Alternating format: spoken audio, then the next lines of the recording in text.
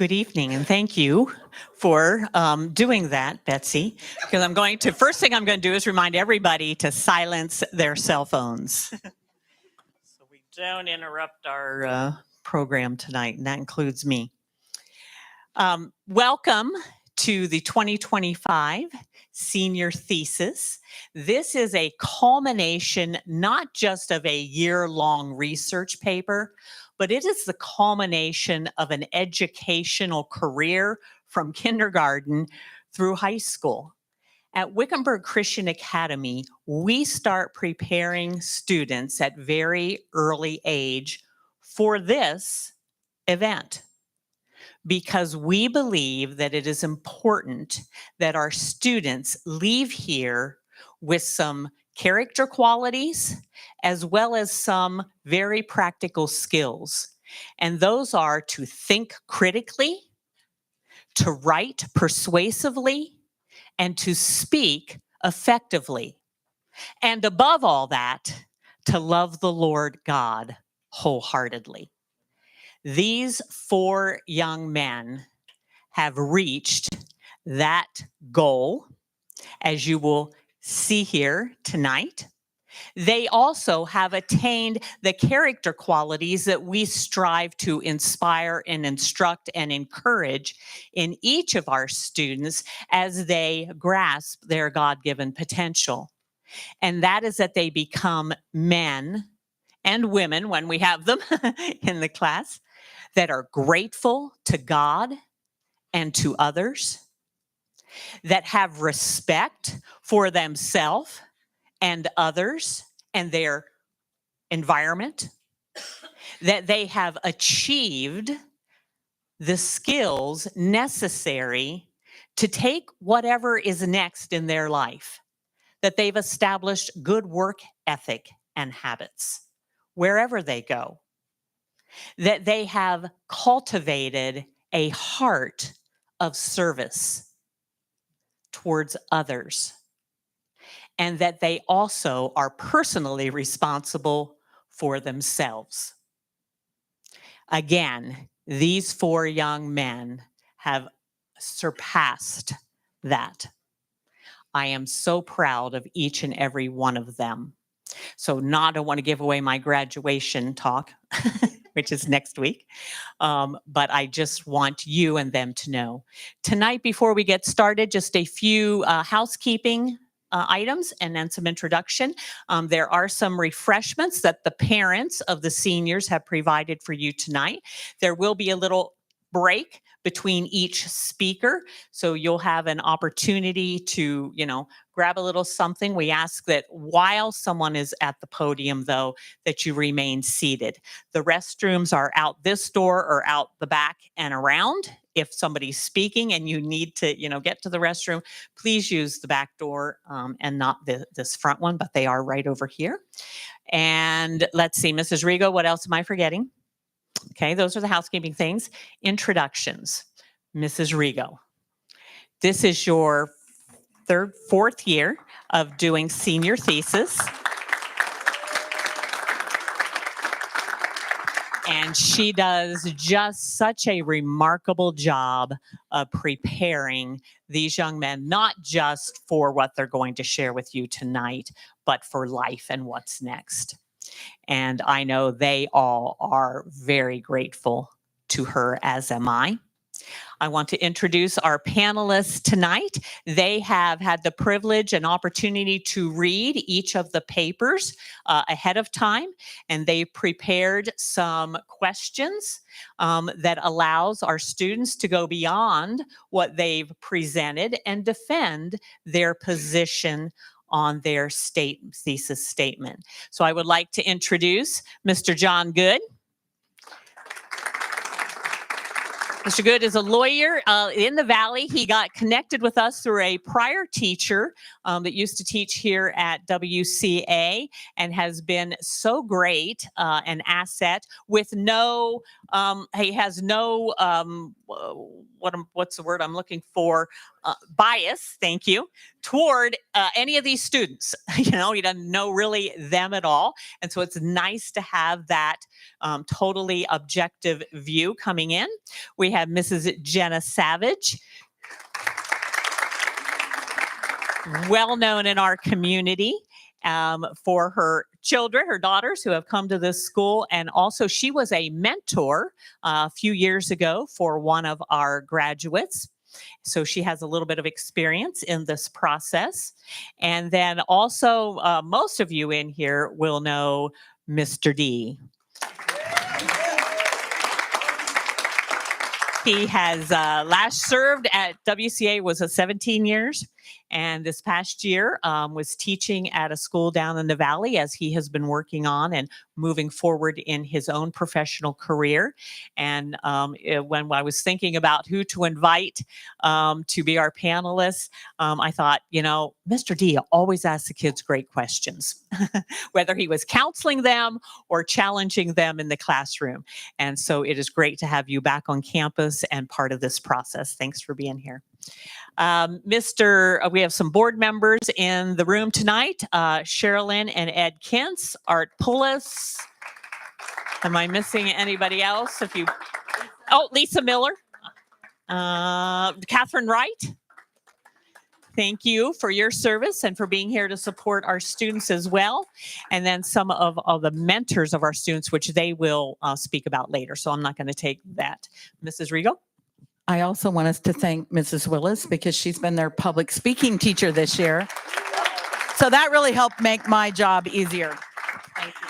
That was a privilege to get to work with them and help them in this process and to grow in their speaking abilities. All right. So I think I've taken care of all the housekeeping. I'm not going to, other than to give you their name, introduce anything about them. They're going to introduce their topic and share that with us all this evening. And so our first speaker tonight, Mr. Ethan Nunn.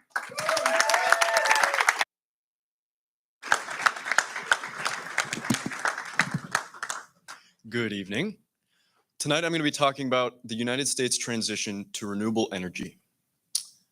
A study conducted by Stanford University in 2019 provided estimates for the lifespan of the global fossil fuel supply. The oil supply will end by 2052, 26 years and 8 months from now. The gas supply will end by 2060, 34 years and 8 months from now. And the coal supply will last until 2090, 44 years and 8 months. When the oil supply ends, I'll be 46 years old. When the gas supply runs out, I'll be 54. When the coal supply runs out, I'll be just 64 years old. Not only will we run out of fossil fuel energy, but the continued use of fossil fuels will further the damage being done to the environment and the health of everyone worldwide. At our current rate of consumption, we will run out of fossil fuel energy by the time my children have children and by the time your children have children. July 22nd, 2024 marked the hottest global temperature ever recorded, surpassing the previous daily record set in July of 2023. Even Death Valley experienced its hottest month yet. This kind of environmental event will continue happening, and it's prompted a shift in how we think about producing energy and how we go about energy policy. The United States government plans to transition to 90% renewable energy by 2035, with total carbon neutrality by 2050. Extreme action through legislative policies and economic enforcement at the state and federal levels will occur to accomplish carbon neutrality. Currently, bipartisan law is not effectively enforcing the transition to renewable energy in the United States.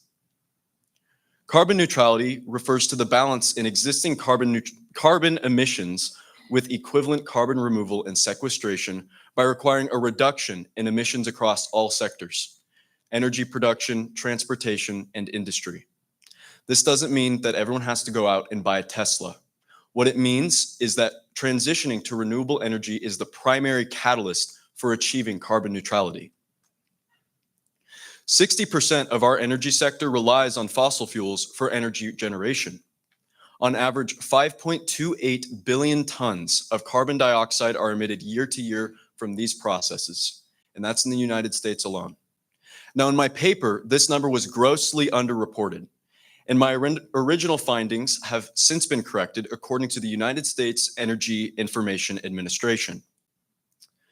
With 5.28 billion tons of carbon dioxide, we would need 269 billion mature trees to sequester our yearly CO2 emissions in the United States alone. The steps necessary to reach carbon neutrality are effective transitions to energy sources such as wind and solar. Renewable sources like wind, solar, geothermal, and hydropower provide critical environmental advantages by reducing greenhouse gas emissions, improving air quality, and preserving delicate ecosystems. Finite energy sources like coal, petroleum, and natural gas are referred to as fossil fuels. These cannot be replenished. Even though they've played a vital role in our development into the modern era, they are now responsible for the effects of climate change. Climate change refers to long-term shifts in global temperature. Climate change causes shifting weather patterns, and it is compounded by the increase in greenhouse gases. Tomatoes and cucumbers. We like them, most of us like them, but we have access to them year-round, and greenhouses make that possible. Greenhouses work by trapping sunlight and preventing heat from escaping. They make the cold places warm. This is why we can grow a cucumber in South Dakota in the dead of winter, or tomatoes in England. An excess in greenhouse gases, however, increase our global temperature, transforming the Earth into an entire greenhouse. The discussion of climate change has to engage people from all beliefs and backgrounds. It involves all of us and it affects all of us. Christians must only approach this issue from God's perspective. The creation mandate given to us in Genesis 1:26 through 28 lays the foundation for humanity's role as stewards of God's creation. God grants humans dominion over all the earth. But that dominion given to us is not a license for reckless exploitation of the planet's resources, but it's the commission to preserve and nurture creation the way God intended. Achieving carbon neutrality requires substantial financial investment. The US government allocated $369 billion under the Inflation Reduction Act, or IRA, that was passed in 2022. The high cost of the IRA effectively made it the largest climate investment in US history. Its counterpart, the Bipartisan Infrastructure Law, passed in 2021, dedicated $1.2 trillion to infrastructure development. However, only $65 billion of this provision was allocated for clean energy projects. The BIL aims to make it easier to connect renewable energy sources to the grid, supporting a nationwide transition to renewable energy. While these types of legislation provide resources for the transition to renewable energy, inefficiencies in the allocation and implementation of funds have led to delays in clean energy project development throughout the country. In addition to renewable energy, carbon neutrality relies on carbon capture and storage systems, or CCS, which remove CO2 from the atmosphere. The IRA intends to invest carbon capture and storage projects for industries such as steel, cement, and power plants, which are all leading producers of carbon emissions. These industries are now able to capture and store emissions that would otherwise go into the atmosphere. My paper mentions the Gorgon project in Western Australia, and it incorporates the world's largest CCS system. This large-scale system has diverted 7 million tons of CO2 out of the atmosphere, but this system is projected to sequester only 100 million tons within its lifetime. Do you remember the 5.28 billion tons of CO2 that the United States produces yearly? CCS can only reduce these kinds of emissions and is not a solution to carbon neutrality. ExxonMobil, the largest US-based oil and gas company, the 7th largest company by revenue, and the 13th largest corporation in the world, is actively pursuing carbon capture and storage projects.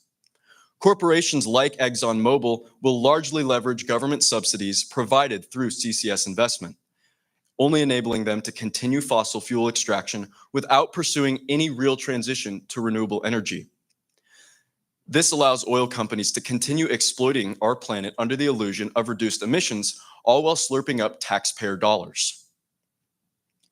The BIL and IRA fund energy programs solely based on existing infrastructure and the readiness of individual states, meaning states with established renewable energy sectors will receive significantly more federal support. States relying on fossil fuel energy will receive less federal assistance for transitioning. So states that might be starting at ground zero will have very little federal support. If the United States truly plans to convert its entire energy grid to renewable sources, this funding disparity must be rectified. Regions still relying on fossil fuel energy for employment and way of life will face worsened economic challenges without proper support from the federal government. To transition to renewable energy, there must be jobs to support the growing industry while simultaneously supporting existing fossil fuel-based employees with workforce training during the transition. There's a misconception that renewable energy jobs will offset the unemployment caused by the dissolution of the fossil fuel industry. But do not be misled by this. There will be mass unemployment in the energy sector without resources allocated for transition programs. Bipartisan law is not effectively enforcing the transition to renewable energy. In the United States, the states have significant autonomy in implementing renewable energy policies. The Federal Energy Regulatory Commission oversees interstate electricity transmission and sales, ensuring a fair and reliable energy market. This leaves states control over their physical energy market. States then create their own renewable energy portfolio standards, or RPS. These kinds of policies require electricity providers to supply a certain percentage of their electricity from renewable sources. Colorado, for example, mandated that 30% of its electricity come from renewable sources by 2020, with Massachusetts mandating only 27% by the same year. In contrast, several states have not established their own renewable portfolio standard.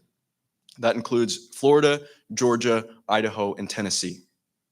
Remember that the bipartisan infrastructure law will distribute more funds to states that have already begun establishing clean energy incentives. So the states choosing not to implement renewable portfolio standards will not receive funding. In 2006, the Arizona Corporation Commission approved their own renewable portfolio standard, the Renewable Energy Standard and Tariff, or REST. The commission regulates public utilities, business incorporation, and so forth. And among their duties, the commission created REST to ensure that 15% of electric utilities would be from renewable sources by 2025. REST's goal was met and exceeded in 2023, with a total reaching 16% renewable sources. This early fulfillment should have prompted the ACC to fulfill its duties by setting a new goal to further the state's transition. However, in February 2024, the ACC instead eliminated both energy efficiency rules and renewable energy standards set in 2006. We completed our already lackluster goal of 15% renewable energy and proceeded to gut the entire program. The ACC is charged with ensuring the convenience, comfort, safety, and the preservation of health of utility customers and employees. Eliminating REST along with energy efficiency standards will be to the detriment of the citizens of Arizona. Chairman Jim O'Connor initiated this appeal from concerns that the lack of cost control would negatively impact the utility ratepayers of Arizona. This reasoning is inadequate. REST required utility providers to comply with its standards, and these standards were funded by programs with a monthly surcharge collected from anyone who pays for energy.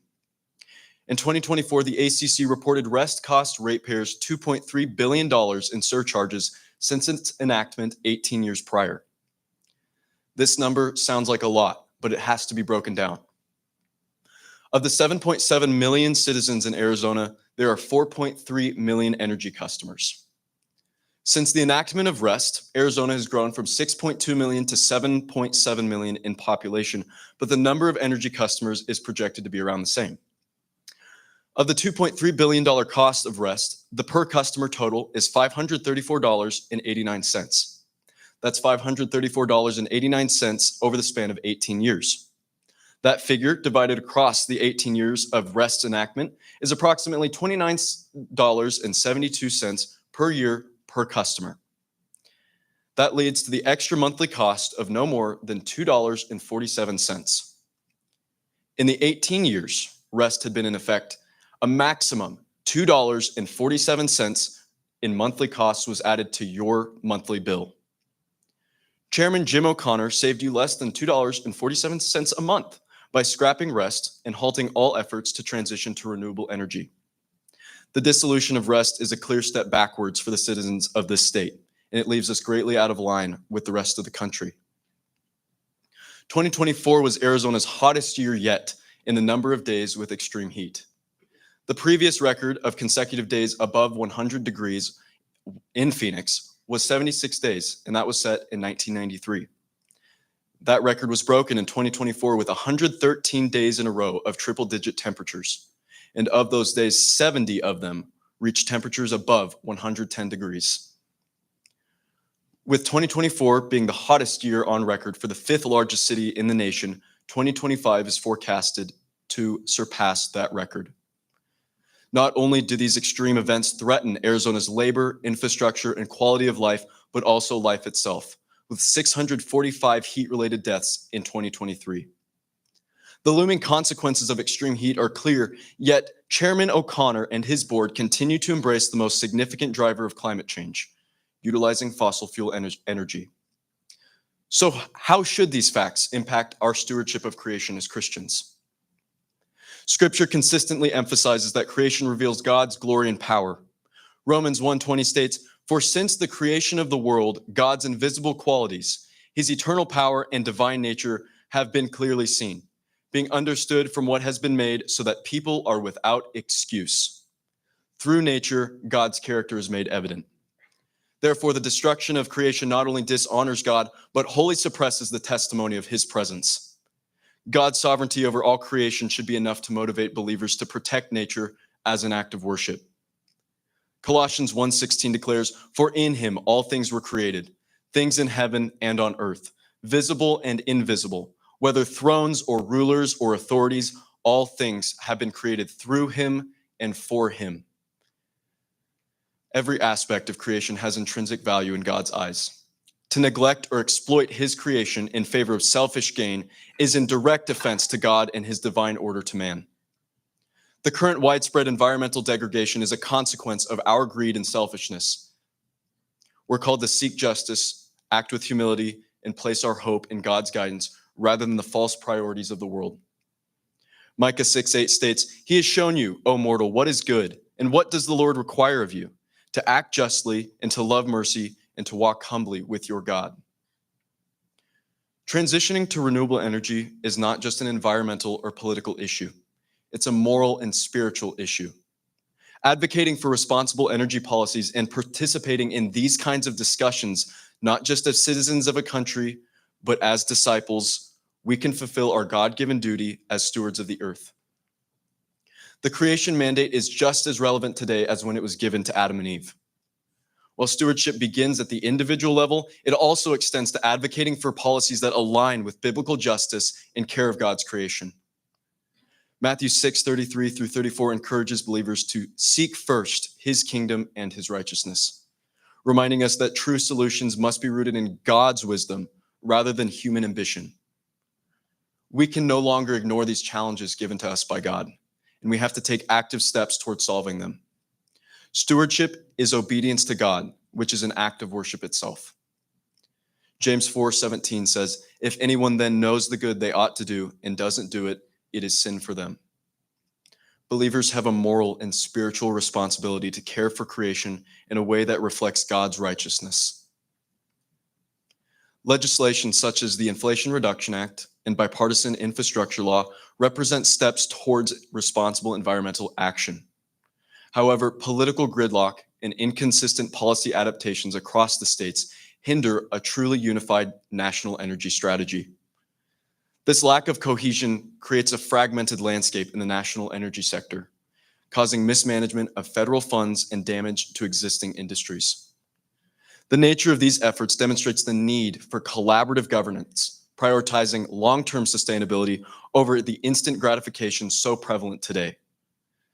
There is no single one-size-fits-all solution.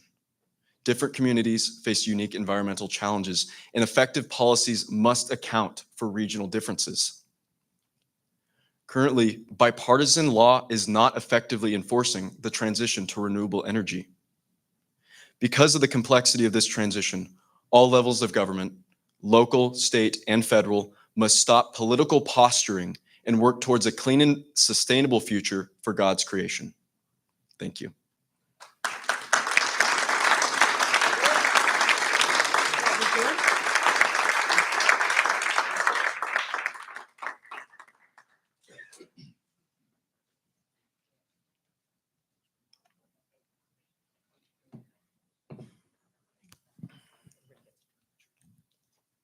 Hi, Ethan. Hi. You did an awesome job. My Thank you. goodness, such a great speaker. I'm pretty sure you have a place up in the pulpit someday where you speak that scripture with power. That's great. Your paper was so well written. Loved you. the biblical references.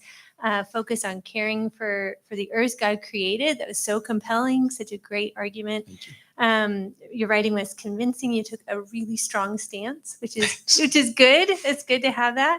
So I've got a couple questions for you. Yes, Okay. In your thesis, you make a strong case for the need to invest in renewable energy. Why do you think there's still so much resistance to this movement? I think a lot of the resistance comes from both sides of the party taking one extreme over the other, Mhm. rather than collaborating and coming to a solution that both parties can work with.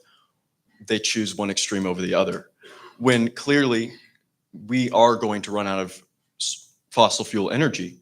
So now is the time to find those solutions. Thank you. Good, good.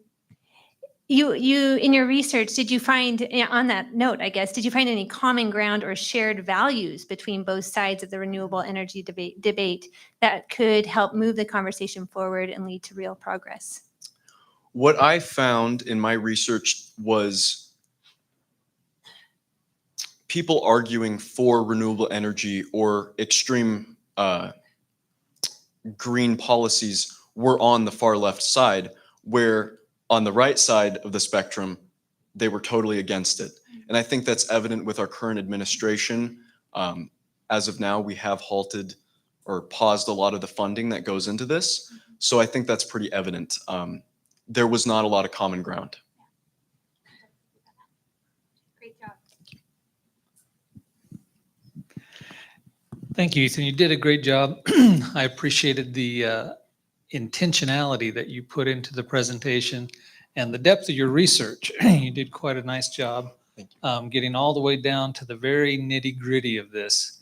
It's easy to attack a subject like this with platitudes, but you really got down to some of the hard data, and I appreciate that. What do you say to people, perhaps a little older than you, who say, you know, in the 70s, we had gas lines and they told us we were all going to run out of fuel. And then we heard this thing about the ozone, the big hole. And we haven't heard about that in years, but it was this huge thing. And everyone had to stop using hairspray because this thing was going to end us all. And then we had acid rain, right? and acid rain was going to wipe out the planet.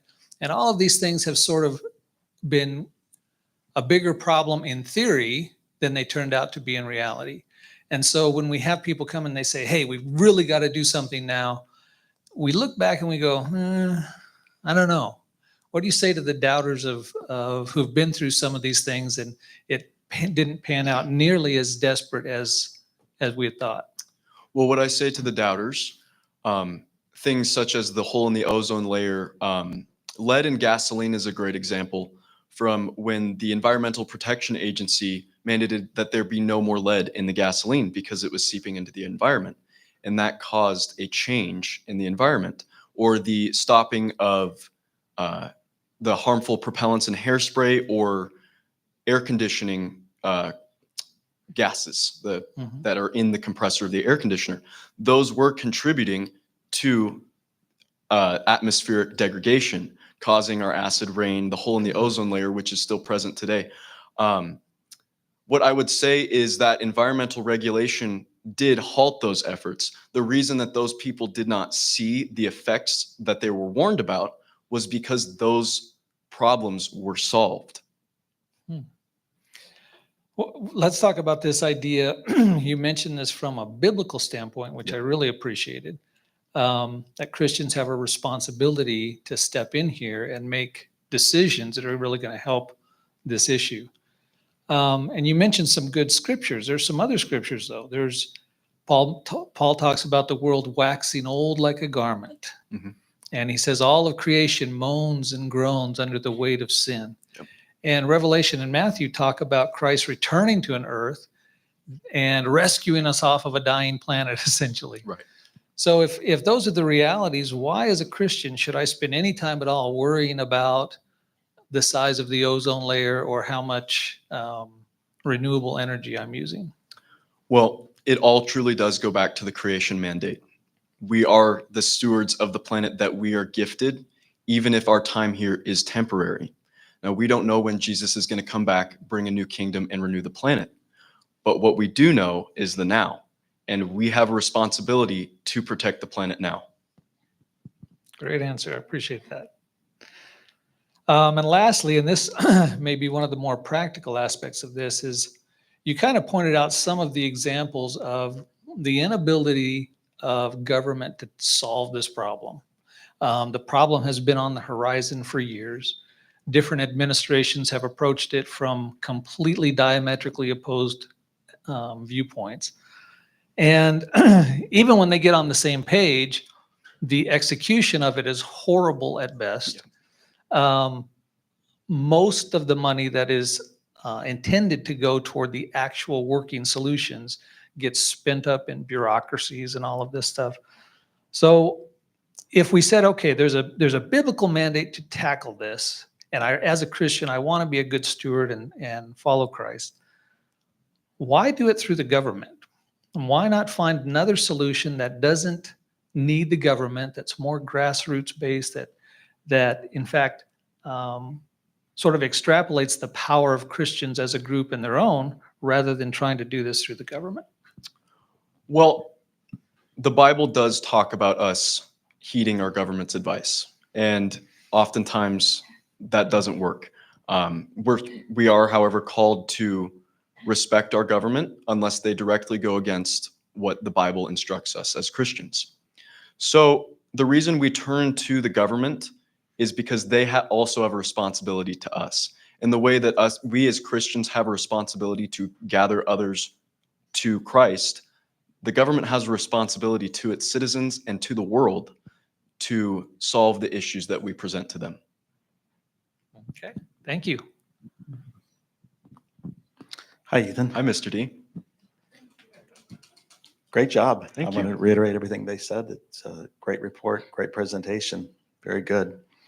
I had similar thoughts that the other two panelists asked, so I won't reiterate that. But similar though, how do you, like, for Christians, and I know that you talked about that this is not just a political issue, it's a moral, spiritual issue. You brought the Yes. scripture in, which is great. To me, sometimes it seems it's like a priority issue. I mean, how do you, what do you say to people who say, yeah, that may be true, but there's so many other important issues right now as Christians that we need to be stewards over, like homelessness and, Yes. just the laundry list of social issues and ills that plague our world today. And along with just even from a spiritual standpoint, people who need Jesus, and that ought to be our priority. Where does the climate change and the stewardship of our earth, how do you convince people of that? Jesus tells us that the world will know us by our light. And when we step forward and approach issues like homelessness, like climate change, we're representing Christ in doing so. So when people push back against that, in a way, they might be pushing back against us as Christians. So when we prioritize other issues over climate change is a extremely long-term problem, but waiting to solve that issue only worsens it and will only cost us more when the issue is worsened, when the hourglass runs out, so to say. So I would say to those people pushing back, you also have to focus on the now as much as the future. Focus on homelessness, focus on child hunger, but also think about the future generations to come. Great, thank you. With that, I kind of want to add to that thought. Just how do you, with you mentioned several times, that it's going to require bipartisan law. That right now that Yep. is not really holding people or state governments accountable. How do you change that? How do you, because it seems like we have two, doesn't seem like we do have two major political parties who have different views about this issue. And, though one of those parties is always in control at national and state level. How do you bring people together on this issue? How would you suggest to do that? Well, like I mentioned, it does start at the individual level. So me as a person, I'm going to vote for someone who advocates for policies that align with my beliefs. And when those things clash, when someone else who disagrees with me votes against my beliefs, then we have an issue. But really, it is just a change of thought and a heeding of the warnings that are presented to us now that will change the higher levels. Thank you. I know that you may have covered this a little bit, but what are the drawbacks of transitioning to renewable resources and either eliminating or very drastically minimizing non-renewable resources? What are the drawbacks? What are the costs to that? I know you were talking about costs in a lot of different ways, but in your research or just in your opinion, what are the drawbacks to that? What would it cost us as people individually, and also as communities, as a state, as a nation? Right. So it all begins at what the end goal is, like the year we want to have total renewable energy within the country. So the closer we get to that goal, or the more limited that time span is, the higher the cost, because efforts are going to be amped up rather than slowly transitioning workers, slowly transitioning grids. Then there's going to be a lot more work if there's less of a time span. So the issue with renewable energy is the high initial cost, large investments, because we are completely switching over from one grid to another. And while there are power plants that can take on renewable sources, they have the capability to transition their systems. There are others that don't. And so there has to be focus on those systems. But as far as individual cost, it does have to do with state tax and federal tax. And currently there's no numbers for that. Okay. One last question. What made you choose this topic? I'm so glad you asked. I see the world today and I think about my future kids. What world are they going to live in if we don't do something about this now?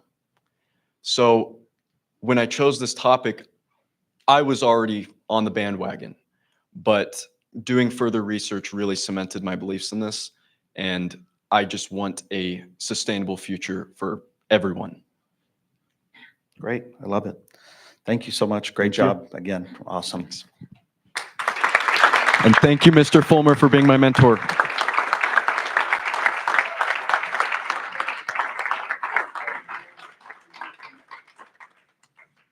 Woo.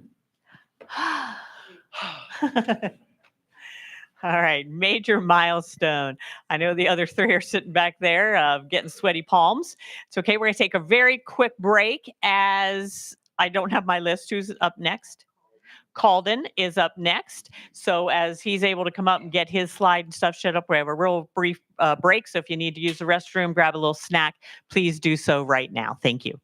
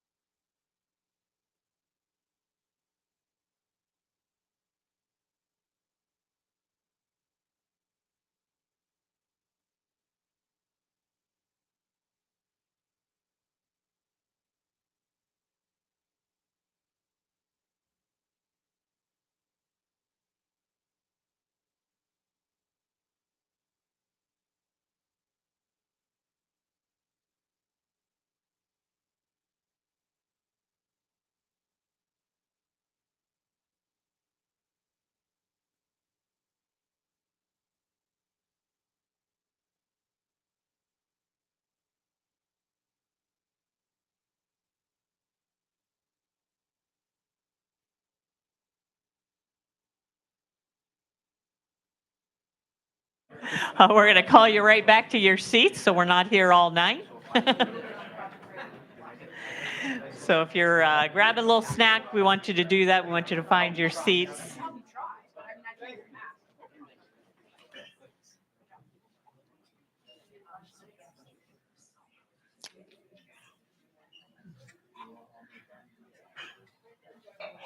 And up next for the Fabulous Four, please welcome Mr. Calden Dickinson. That's a joke from the game last night. All right, can you guys hear me good? All right, perfect. Good evening, everyone. I'd like to thank you all for showing up here tonight. And first off, I'd like to ask, has anyone ever heard of the Aaron Grunches case? Anyone out there? All right, well, for those of you that don't know, this individual was convicted in 2008 for a crime that was committed in 2002. It wasn't until March 15th of this year that this individual was executed. And believe it or not, this execution actually took place in our state of Arizona. Now, the reason I'm explaining this to you is because when I was a kid, at around 7 o'clock in the morning, my dad would be on the couch watching the news, and I would always just listen to just people just committing such heinous crimes. And that scared me because I had no idea what would happen next. And I wondered to myself, did they get what they deserved? What was the next step? And this led me to my topic. So capital punishment, this is a very broad and a very sensitive topic. But my goal here was to dwindle it down to whether or not it was effective, whether or not it actually worked, and whether or not it is a reflection of what God expects all of us, what he expects mankind to do. Now, the death penalty should not be used on every single crime. It has to be used sparingly. It has to be used as a tool for the world, as a form of God's judgment, and it has to be a last resort, an alternative to certain crimes and certain punishments. Now, for those of you that are wondering what exactly is capital punishment, capital comes from the Latin word capitalis, meaning regarding the head, which is originally referencing to the method that the Britons used, which was beheading, which was used in the 5th or 11th century during the Anglo-Saxon era. In simple terms, capital punishment is the taking of a defendant's life as punishment for their crimes, and primarily murder is that crime. Now, these up here are your typical, most well-known types of capital crimes that we can see today. And there is a connection with these, and they're all connected by putting a person or persons' life in life-threatening scenarios that can lead to injury and or death. Now, for a brief history, the death penalty had existed for years since the Babylonian times, and it also was during the time of Christ, which is a lot more well-known to Christians, as you can see up there. In the American colonies, legal executions took place in the 1630s. Under England's rule at this time, the death penalty was imposed for many crimes, even the most minor, which were pickpocketing, stealing loaves of bread. All of those made you qualified for capital punishment. Fortunately, however, England and America reduced the number of capital offenses until the main focus was on first-degree murder, which showed deliberation, willfulness, and premeditation. And ever since then, the laws and methods of execution have only evolved with the world since then. Now, the 4 that you see here are the current methods of execution in America, which are lethal injection, electrocution, gas chamber, and firing squad. Now, other countries, they have different methods, such as Britain, who has hanging and beheading. And the biggest argument with this is that they all seem cruel and unusual. And it is a valid argument because, according to the 8th Amendment, everyone is protected from cruel and unusual punishment. Although it is true that it is unnecessary to chop off the head of a person or to electrify someone for minutes at a time on a chair, there is one that stands out, above the rest, and that is lethal injection. Now, lethal injection is very efficient, and it does follow the 8th Amendment, and I will expand on that momentarily. So lethal injection isn't just a simple poisoning. It is a delicate process and is taken very seriously. The unsuccessful execution rate is about 7 out of 100 executions that went wrong, meaning that the success rate is about 93% in America. It is less violent than most other executions. But why exactly should we use it? Why does this matter to us? One point is it is a deterrence. Now, I want to be clear that no studies actually prove or disprove its effectiveness. However, the mindset that society has is that it has to be an all or none effectiveness. If at least one person reconsiders their premeditation on a crime they want to commit, it works because every life matters and every life is very powerful and capable of a lot of different things. Another point is incapacitation, which in simple terms, no further crimes can be committed by this individual. Now, some believe now that life in prison would serve just as much, if not more, in effectiveness over the death penalty. However, people don't find it valid that, well, people don't realize that that individual can still commit murder, whether it's cellmates, guards, staff members. They may not be able to commit tax evasion because there's no taxes in prison. It also helps with another reason is for religious standings. It can be the death penalty can be a form of God's justice if it is used properly. And where exactly does God stand in this? Where do we as Christians, where should we go from here? Now, Exodus 20:13, God is currently speaking to Moses after the events of the Red Sea. This verse shows that God absolutely hates murder. It is an obvious command that no one can murder anyone else. There's no loopholes behind it. It is just very specific down to the bone.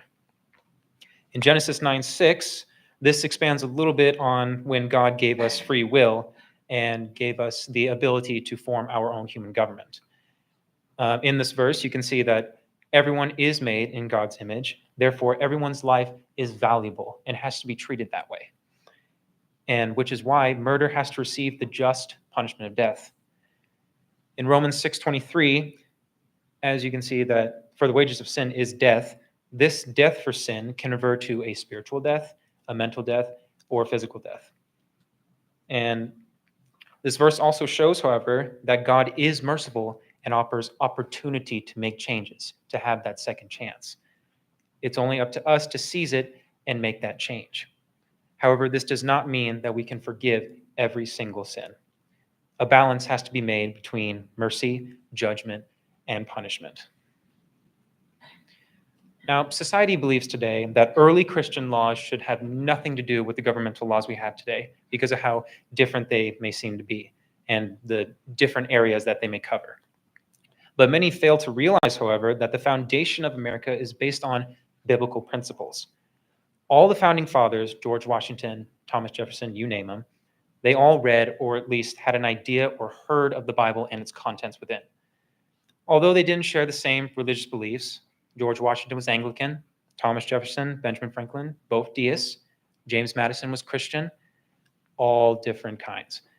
But they all agreed on the biblical principles that they saw in the Bible when it came to their government and forming of a godly society. So what do we do now? We cannot be afraid to put the foot down when it needs to be. Otherwise, the world stops and nothing changes. Feelings are a very powerful thing. Mercy is very powerful. Pity is very powerful. We cannot let our emotions basically cover up the whole meaning of justice and judgment. We have to know the whole idea of law and justice and implore others to know it and to follow it. It cannot be used to satisfy vengeance or be used for a personal gain. We still have to look into the biblical principles and the whole reason we have laws in the first place. We have to be a sword for God as disciples because our job is to make disciples of the world and implore others to follow those laws, whether or not they feel good about it or they feel bad about it. And that is why capital punishment, if used correctly, can be a form of God's judgment and his justice for everyone throughout the world. Thank you.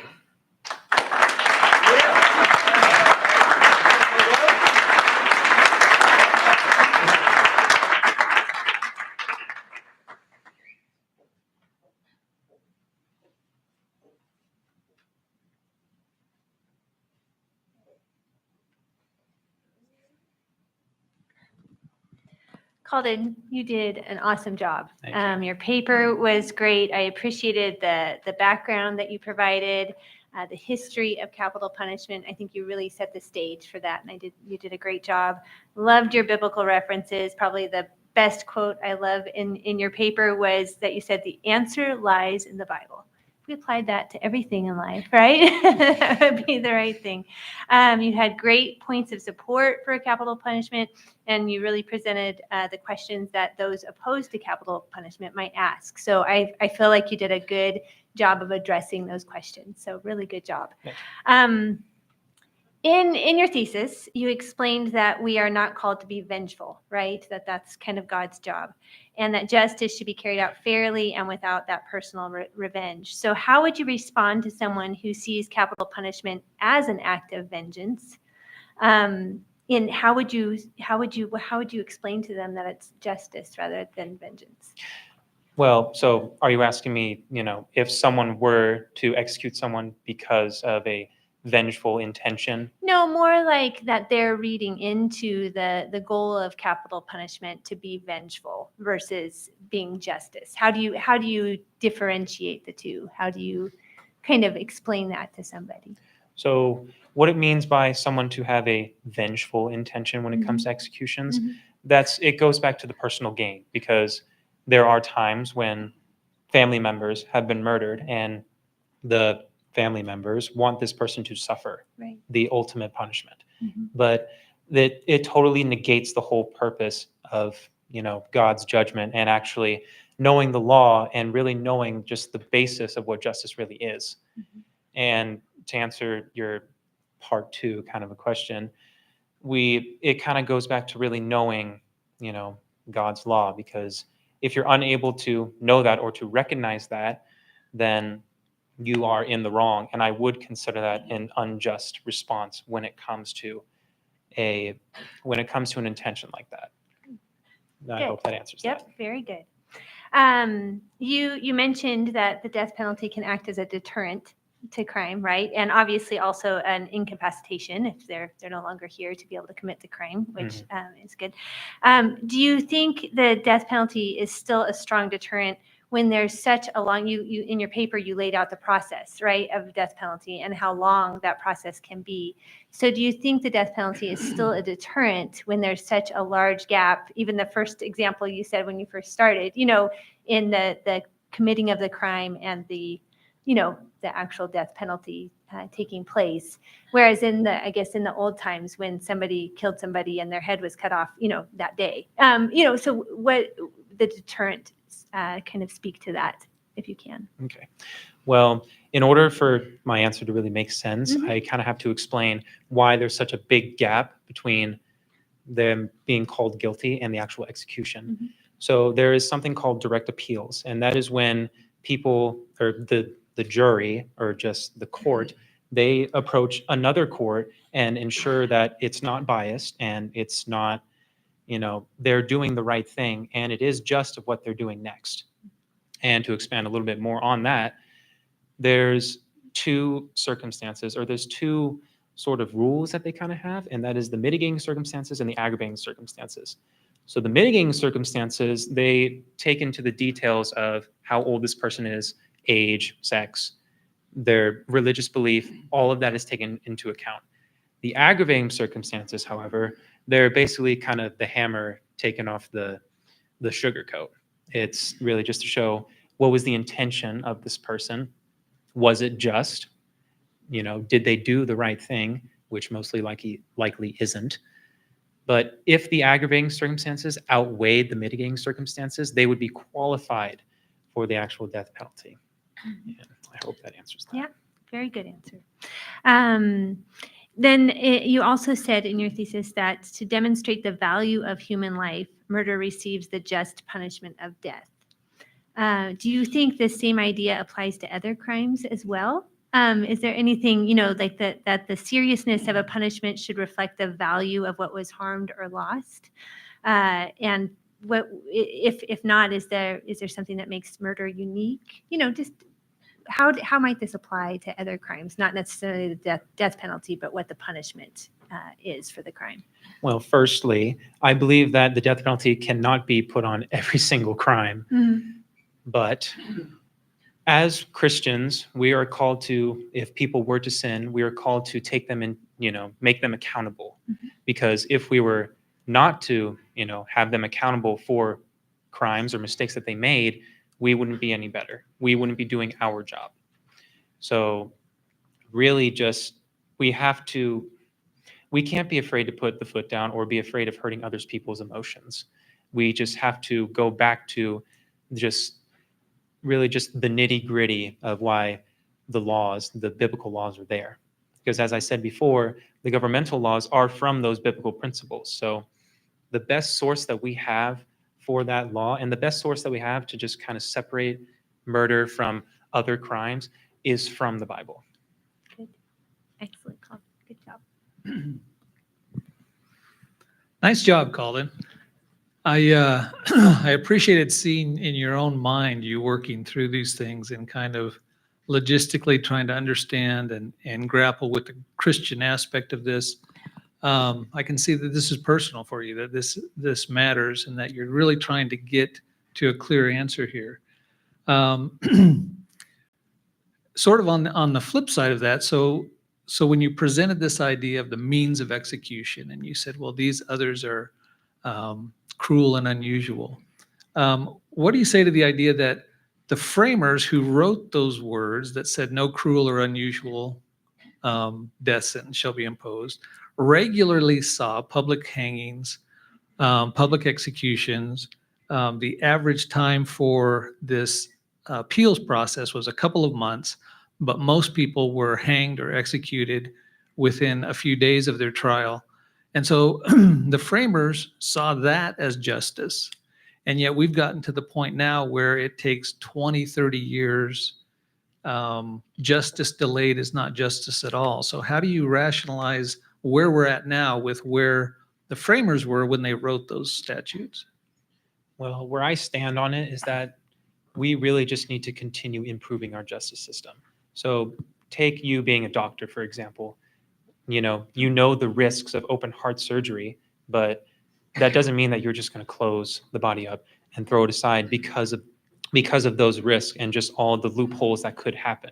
You need to improve the staff, you need to improve the tools, and same with the justice system. It just has to keep building and keep improving its foundation so that those mistakes or those misguided beliefs won't affect it.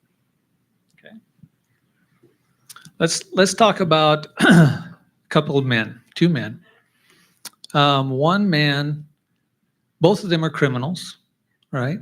They're both in the commission of the act of crime when they kill another person, right?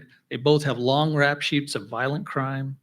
They both kill an officer trying to arrest them.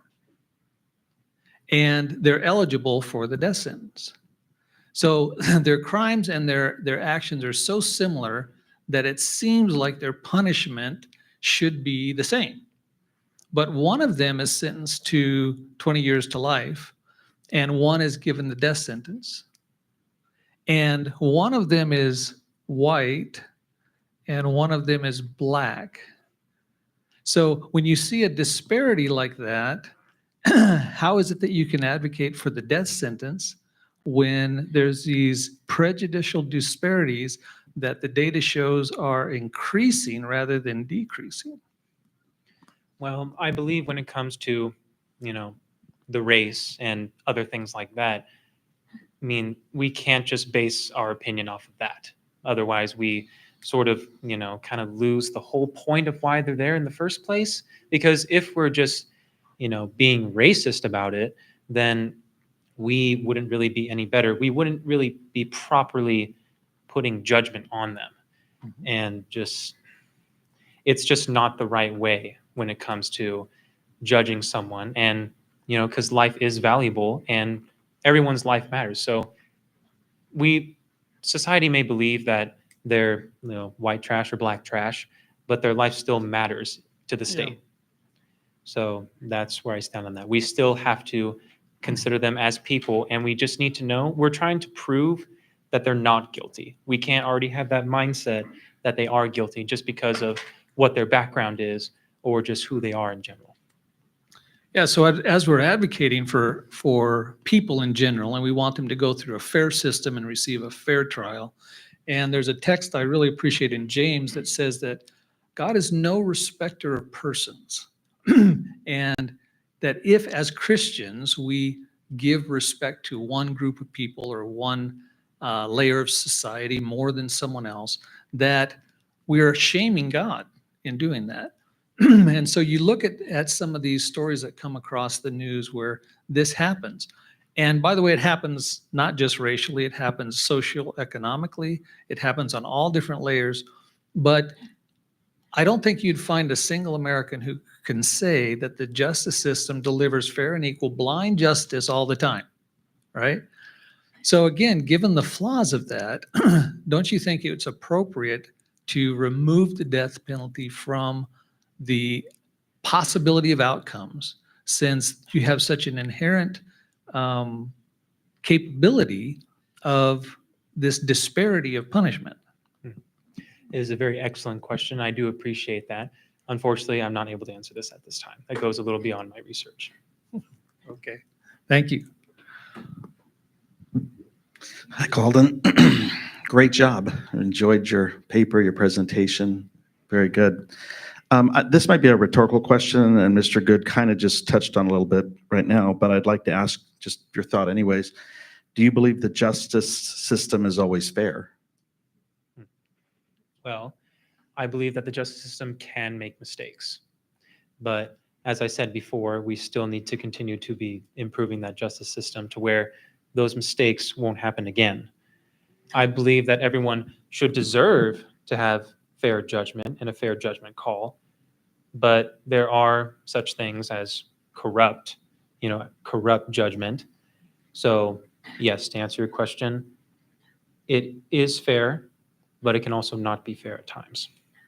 Okay, and thank you. And so in those times when it's not fair, for example, people who have been falsely convicted, especially prior to the use of DNA and things like that in proving cases years ago, and they're falsely convicted of a capital offense, and then they're on death row.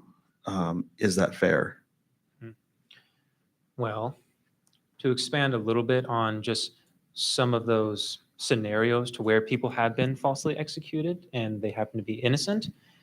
In the 1980s, there was a young child, a young black child. I can't remember the name, it flies over my head, but he was convicted of a murder and he was sentenced to death. However, it was shown later that he was turned out to be innocent. But we also have to take into account that, from then to today, the forensics have improved, the whole justice system has improved, the laws have improved, and just the different rules that we've applied to the death sentence. And as I said before, yes, mistakes can be made, but that doesn't mean we cannot give up. I like that you mentioned a minute ago, maybe it was in your presentation, in response to a question, mitigating and aggravating factors. What about right now with a lot of crime that is committed, there's a lot of mental health issues that are involved with that, also drug-related crimes, where people are not necessarily in their right mind at the time of the commission of the crime. Do you think it's fair for them to get to be convicted and for the death penalty? That is also a very broad and very specific topic. So unfortunately, I cannot answer that at this time. How do you respond to people who might say to you or other people who believe in capital punishment, you're playing God and you don't have a right to do that? Who are you to say that that person needs to die for their crime? So I believe what you're asking me is, if someone were to say that they're playing God, is it just that they're doing so when it comes to having to handle a human life? That'll be fine. Let's go with Okay. that. Okay. Well, first off, I believe that following the law of God isn't exactly playing God, but it's just being just being a disciple of Christ. But there are such thing as corrupt leaders and corrupt judges at times.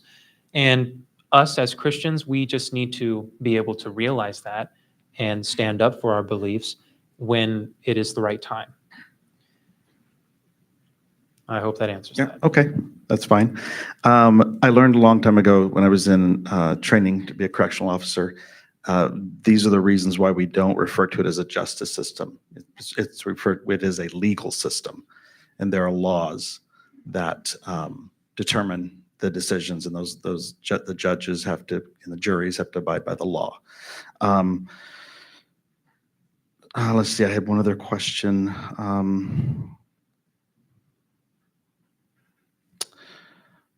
I should have wrote it down. I don't. But tell me why you chose this. I know you mentioned hearing you're sitting on the couch, laying on the couch, and your dad was listening to the news. That was an interesting story. I like that. But what you seem pretty passionate about it, like Mr. Good had said. What brought you to that place? Well, originally, when I was younger and actually learned that this was happening to people, I actually really considered, okay, this is probably wrong, and it should be completely wrong that we're taking the life of another person. But then once I expanded on just really the whole idea, the whole point of why God gave us these laws, that it really touched me because, God, he changes us in lots of ways, and he changed my perspective when it comes to the actual death penalty. And I realized that there are scenarios out there where it is necessary to have, these sort of intense sorts of punishments, but it has to be necessary. Okay, I do remember I had the question. The Bible says an eye for an eye and a tooth for a tooth. And you were talking about in your PowerPoint the different types of execution. And for, let's say, a person has committed a very heinous, gruesome crime against a child, and they did unthinkable acts and murdered this child in a very gruesome way. Why do we need to be so concerned about their treatment? Not the perpetrator, the person who was convicted of the crime. Why do we need to be so concerned about their treatment when what they did was so heinous and gruesome? Don't they deserve the same treatment, the same type of punishment for the way what they gave out to their victim? I believe that they deserve a fair judgment and one that fits it. I also believe that if we were to, sort of basically repeat that same heinous crime, we would just be committing the same thing. I mean, we couldn't consider ourselves any better or consider ourselves an actual just society because we're falling into that sin and we're falling into a vengeful act rather than a justly act. Very good. Thank you, Colton. Great job. Very proud of you.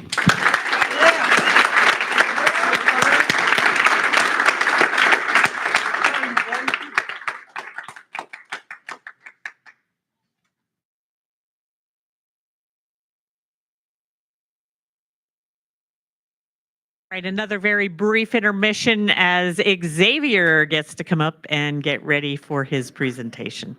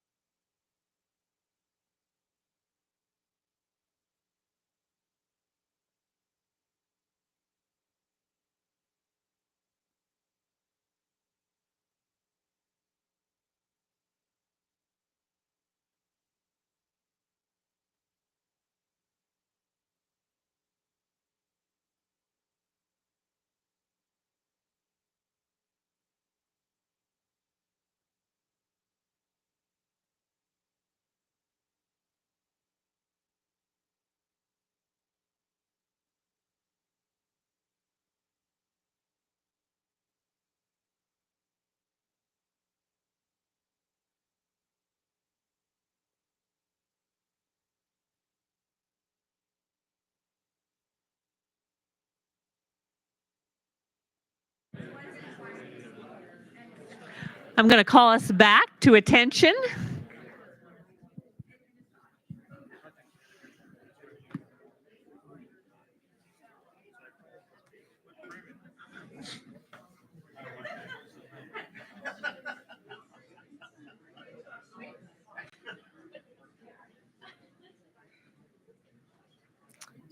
All right, if you could find your seats, please.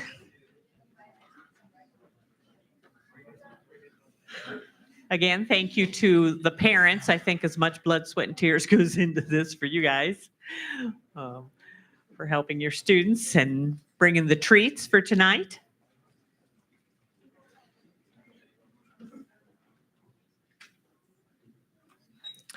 All right, please welcome next to the platform, Mr. Xavier Morales.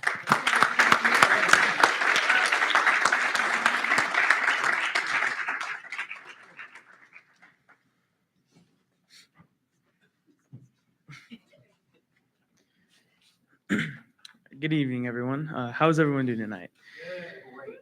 So tonight I will be talking about government and gun control. In our early history, James Madison had stated that Americans have the right and advantage of being armed. Alexander Hamilton also noted that the best we can hope for concerning the people at large is that they be properly armed. Our founding fathers saw the need for us to defend ourselves against a rogue government. Here I will be explaining my terms. I'm going to start with government. What is government? Government is a system or group of people governing an organized community, generally a state. What is gun control?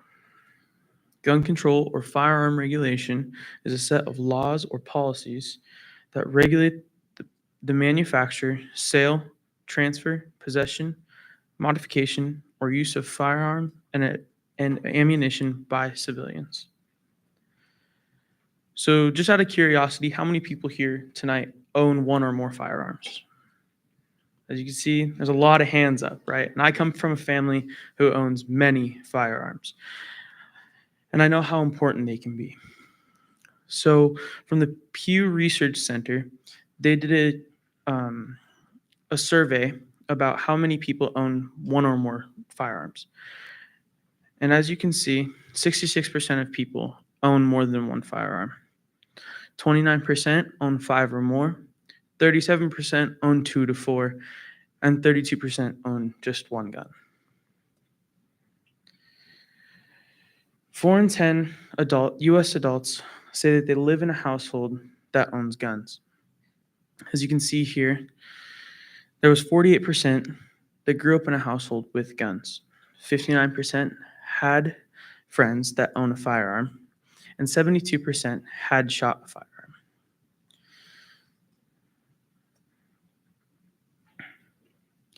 Nearly 3/4 of U.S. gun owners cite protection as a major reason that they own a gun. As you can see, protection is a major reason that people have owned firearms.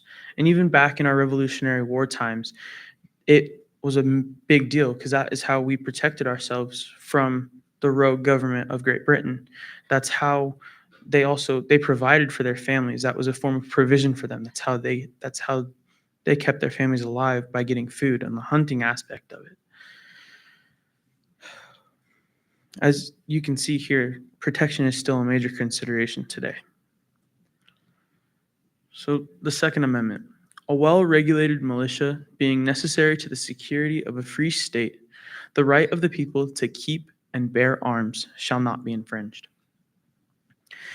A well-regulated militia is a citizens-based military force that is capable of defending the country and its citizens. Security of a free state was included to allow citizens to protect themselves from the government and other threats. Our founding fathers considered this ability to protect ourselves a God-given right. Therefore, it shall never be taken away. Is there still possible danger of a rogue government? The short answer to that is yes. Governments are ran by people, and all people have the propensity to sin. A government that becomes too powerful can also become tyrannical. If it comes to a choice, then we should always choose to obey God over man. The NRA Presidential Forum. In this, President Donald Trump said that said in this event during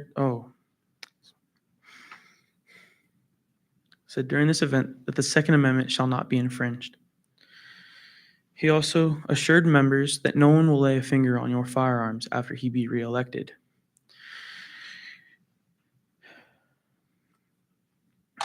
NRA. What is the NRA?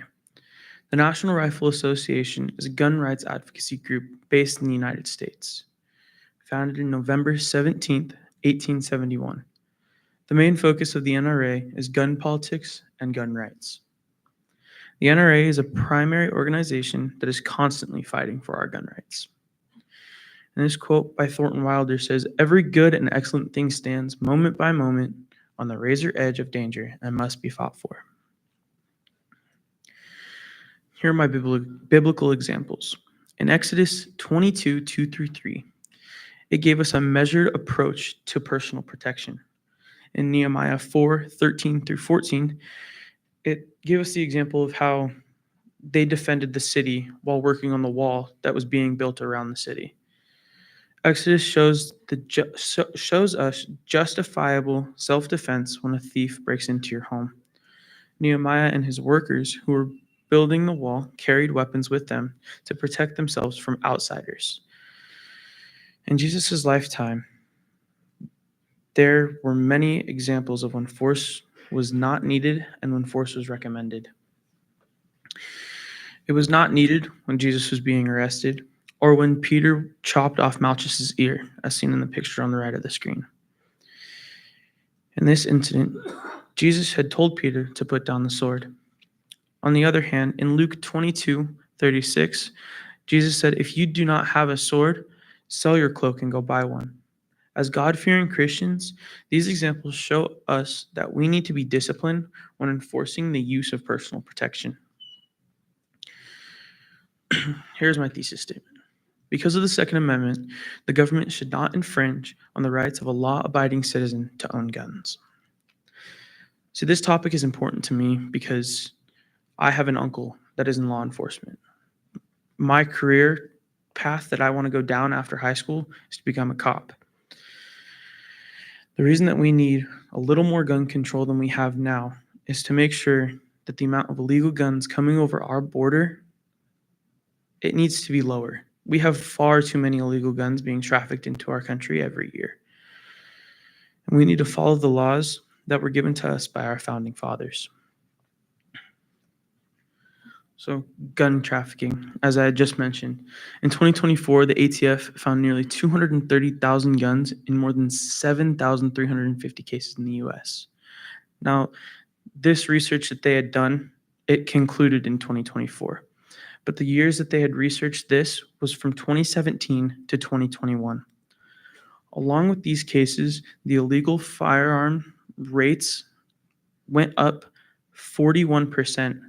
Rather than getting a gun legally and through a legal licensed seller. Out of these 7,000 plus cases, 56% of these firearms were pistols and only 19% were rifles. Just under half of the guns in these cases over the years had machine gun conversion devices. The ATF. What is the ATF? The ATF is the Bureau of Alcohol, Tobacco, Firearms, and Explosives, also referred to as the BATFE. It is a domestic law enforcement agency within the United States Department of Justice. The words of Samuel Adams spoken in a speech given in Boston in 1771 still ring true today. And he said, "Let us contemplate our forefathers and posterity and resolve to maintain the rights bequeathed to us from the former for the sake of the latter. The necessity of the times more than ever calls for our utmost circumspection, deliberation, fortitude, and perseverance." Thank you.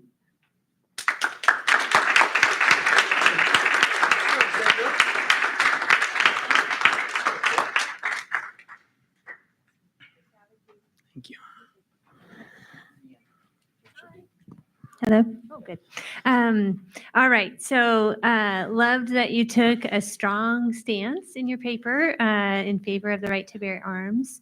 I really appreciated your biblical references. Thank you. Love that. And your point that human life is priceless and worth safeguarding. I loved that quote that you had. And I really liked that you shifted towards the end of your paper and in your presentation as well towards the government needing to focus on mitigating the illegal trafficking of guns. So I thought that was a nice shift. Your thesis says that most gun crimes come from illegal guns, not legal ones. So how do you think we can stop illegal gun use without making it harder for responsible people to own guns? So I believe that, as it is today, people, when they go to buy a firearm, it is already a necessity to do a background check. Like they have to go through that full process of making sure that they can own that firearm and that they don't have a bad background behind them to where they could go crazy in a matter of instance, right?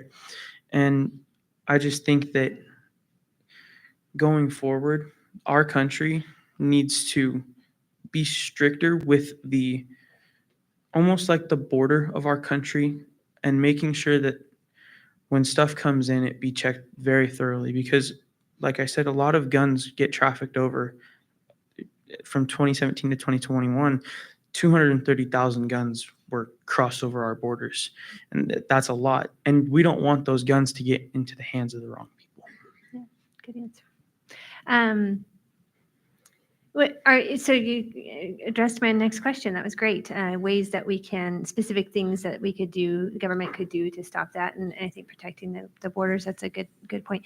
Do you think that having more regulations and things in place to make sure that people who buy guns are safe people to do so, do you think that's going to lead to more illegal trafficking? Because if you make the process harder to get a gun, is that going to cause the illegal trade to go up? Right. So I believe that it can make it harder, but it can also make it to where. Can I just get one second, please? Yeah. Take a second. Absolutely.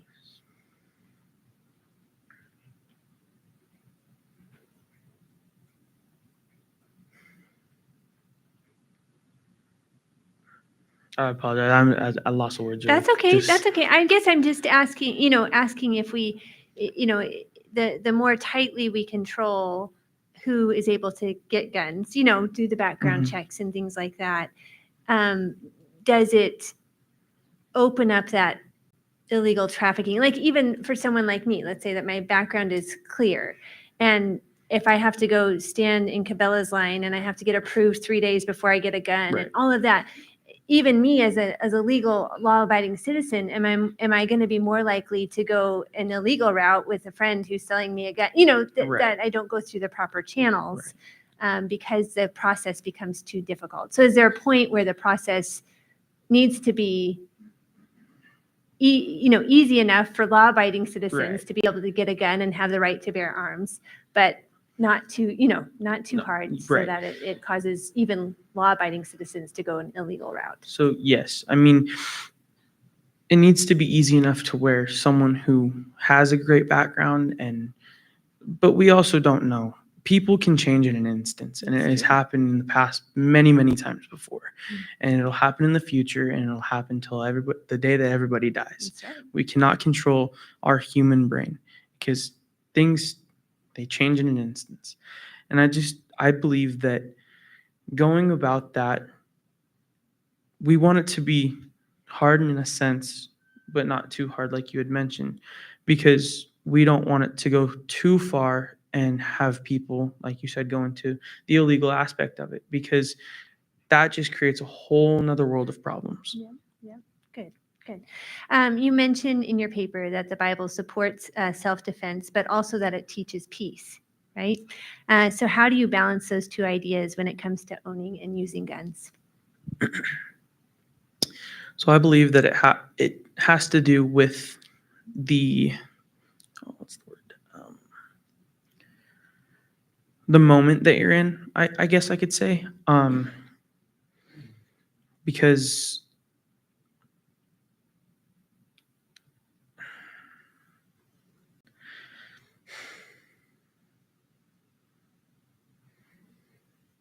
I apologize. It's okay, Xavier. It's a Uh, tough question, right? Because it feels like it's against each other, right? But we know that the Bible doesn't contradict itself, right? So I think you were on the right track. That right. It depends on the moment. It depends on is there a life that's life is priceless and we're safeguarding. So are we safeguarding a life when we're using something like a gun? So I think you were on the right track with thinking. Yeah. Good job. Thank you. Great job, Xavier. There's a lot to this this debate, right, on gun control. There's a lot of different directions you can take this. You mentioned the Second Amendment, sort of the centerpiece of your paper and your presentation. And so if we look at that for a second, there's a couple parts, right? It says a militia being necessary, right? The right of the peoples to keep and bear arms shall not be infringed. So do you believe that the people should only have guns as they're part of a militia? Or do you think they should have guns personally as well? So I believe that people should own guns personally, not only just in a militia, because there are other countries where people have to be in a militia. Like they don't have a military. I think it's Sweden that has. It's not an army, but it is just a militia, and Yeah. it's just those people in their community that have those guns, right? So I think that people not only should have guns for themselves, but also it helps when we need that militia. I guess I could say. Yeah, and originally at our founding, the militias were governed by the people. And now our militia, quote unquote, is the National Guard, which is really just a division of the Army, right?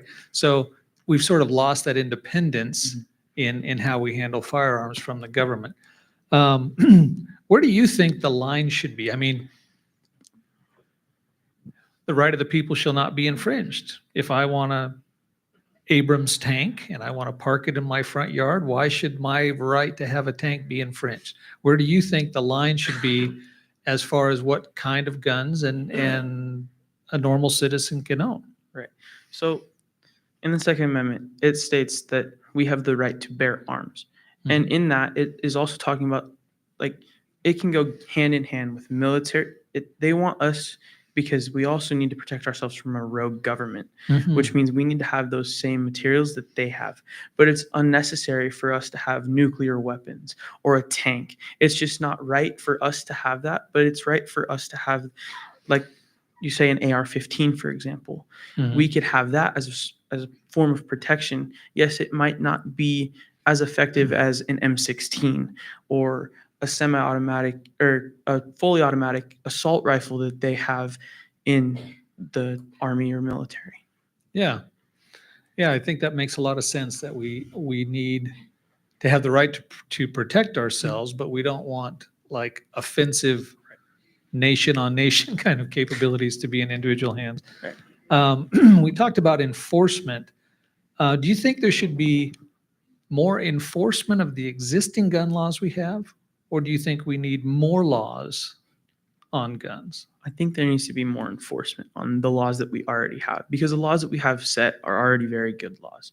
And I think the more that we enforce them and the better we enforce them, I could say, it'll make it easier for the government to have that sort of control, but not too much control towards going against the Second Amendment, how it won't infringe on our Second Amendment right. Yeah. And then one final thing I wanted to talk to you about is, not one of the great things you can do when you're preparing a subject like this, right, is you want to research the points that are substantiated in the Bible and the Constitution and all of these things. But you also want to understand the thinking of your opponents, those who are on the other side of the aisle. And so someone might come and say, as soon as you bring a gun into your home, you're 30% more likely to die of a gun death, a gun accident. So what do you say to people who say, hey, this is clear evidence that weapons are too powerful, they shouldn't be in individual homes? Well, I think this kind of has to go back to the almost background checks. I mean, at the same time, it doesn't though. But going towards that background check, people have to be in their right mind. But also, like I had stated before, we never know what people can do. People, like I said, can change instantly. And so it's kind of hard. Numbers are also kind of just numbers. They don't really mean anything. Because what if someone owns a gun in their household and it never happens to them, right? But like you had mentioned, it goes up by 30%. Yes, that is a huge jump from when they don't have one to Right. having one. And I just think that it also kind of depends on how well they not hold, but secure that Yeah. firearm or that weapon. Because if it is in a gun safe, that percentage kind of goes down a lot more. Yes, it could go off in there, right? There could be a misfire or anything like that. But it lowers that 30% back down because it is in a secure, very heavy metal box. Yeah, and would you say that if we have sort of a resistance to citizens owning gun, it actually makes the country less safe because there's less training, less awareness, less respect, less exposure to guns, right? A lot of the people in this room have been exposed to guns since they were children. And so they have learned to respect them, right? Right. But there's other households where a gun is something strange and different and, oh, we've never had one before. So it increases the probability that someone young or inexperienced is going to use it poorly, perhaps. Great answers, Xavier. Thank you. Thank you. Hello, Xavier. How are you? I'm great. Good. Great presentation. Thank you. Yeah, great paper. Good job. Just a couple of questions. The other panelists here asked some outstanding questions here. You were defining your terms in the beginning, and one term that I wanted you to, if you would define for me that wasn't up there, but you've used it quite often, is protection. What do you mean by that? That we need guns and for protection? So, And I think the survey said 72% of people own guns for protection. right here on this Yeah. one right here. Mhm. So, protection can mean many different things. It can be meant as someone coming against you, and you have to fight back. Almost, you could say. Owning a gun in that aspect, it shouldn't be overused, and it can be, and that's the problem that this country has today, especially the United States, because you never know how someone's going to react to someone coming at you. Let's just say that I could go after you and you pull a firearm, right? And let's just say you shoot me, right? And you said, oh, it was protection. But it could go both ways. Like, they could have a gun. And what if you don't have a gun? How are you going to protect yourself? So it's harder to protect yourself without a firearm per se than not having one, if that makes sense. Thank you. Did you have any, in your research, do you have any statistics about the percent of violent crimes committed with the use of a legally obtained gun versus an illegally obtained gun? If I do, it would be in my paper, and I unfortunately would not be able to get that to you right now, just because I don't have that right off the top of my head. Okay, fair enough. You mentioned something in your presentation too about, and I would like to go back to that thought. Sometimes you have to choose to follow or obey God over man. What do you mean by that? So like I had said,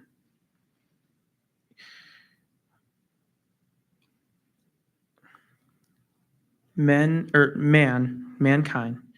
want power. That is a major thing that mankind wants in a non-religious aspect. But us as God-fearing Christians, we need to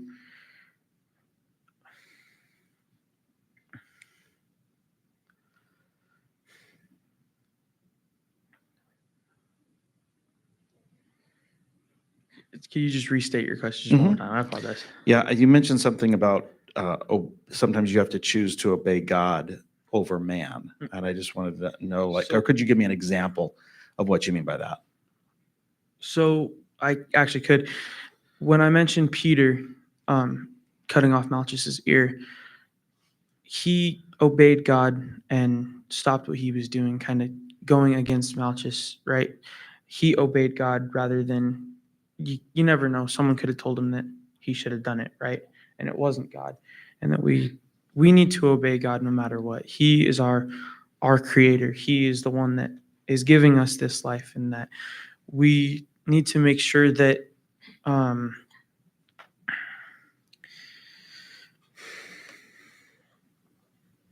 that we follow what he says in the Bible, because that is what's most important to us. Okay, great. All right, thank you so much. Great job.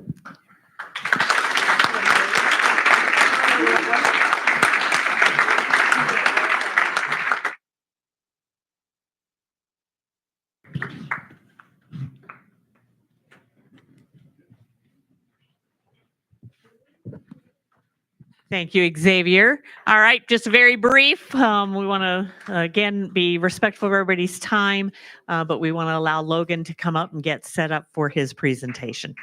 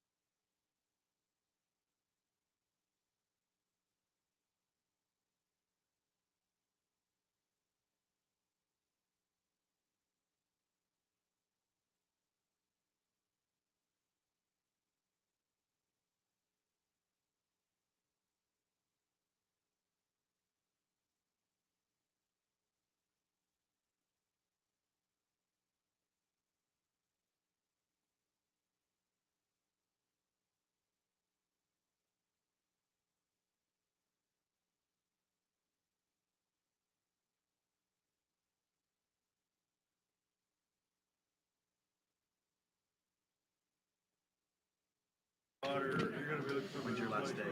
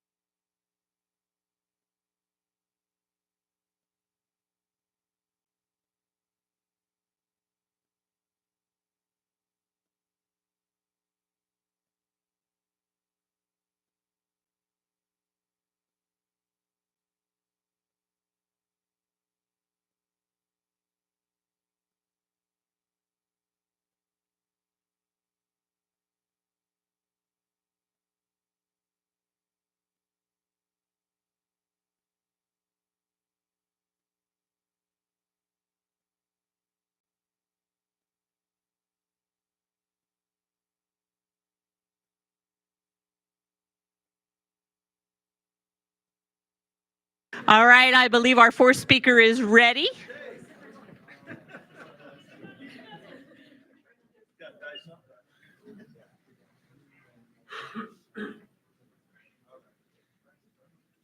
I did want to acknowledge not all of the mentors. Each student has a mentor that they choose, that they meet with. Supposed to be weekly, doesn't always work out quite that way. Monthly, to kind of help them, ask some questions, guide them in their research that has some knowledge in the topic that they've chosen. Two of the mentors are able to be here tonight, so I want to acknowledge them because it is a sacrifice of their time to help these students. One is Mr. Christian Fulmer. And the other sitting all the way in the back, Pastor Greg Hintz.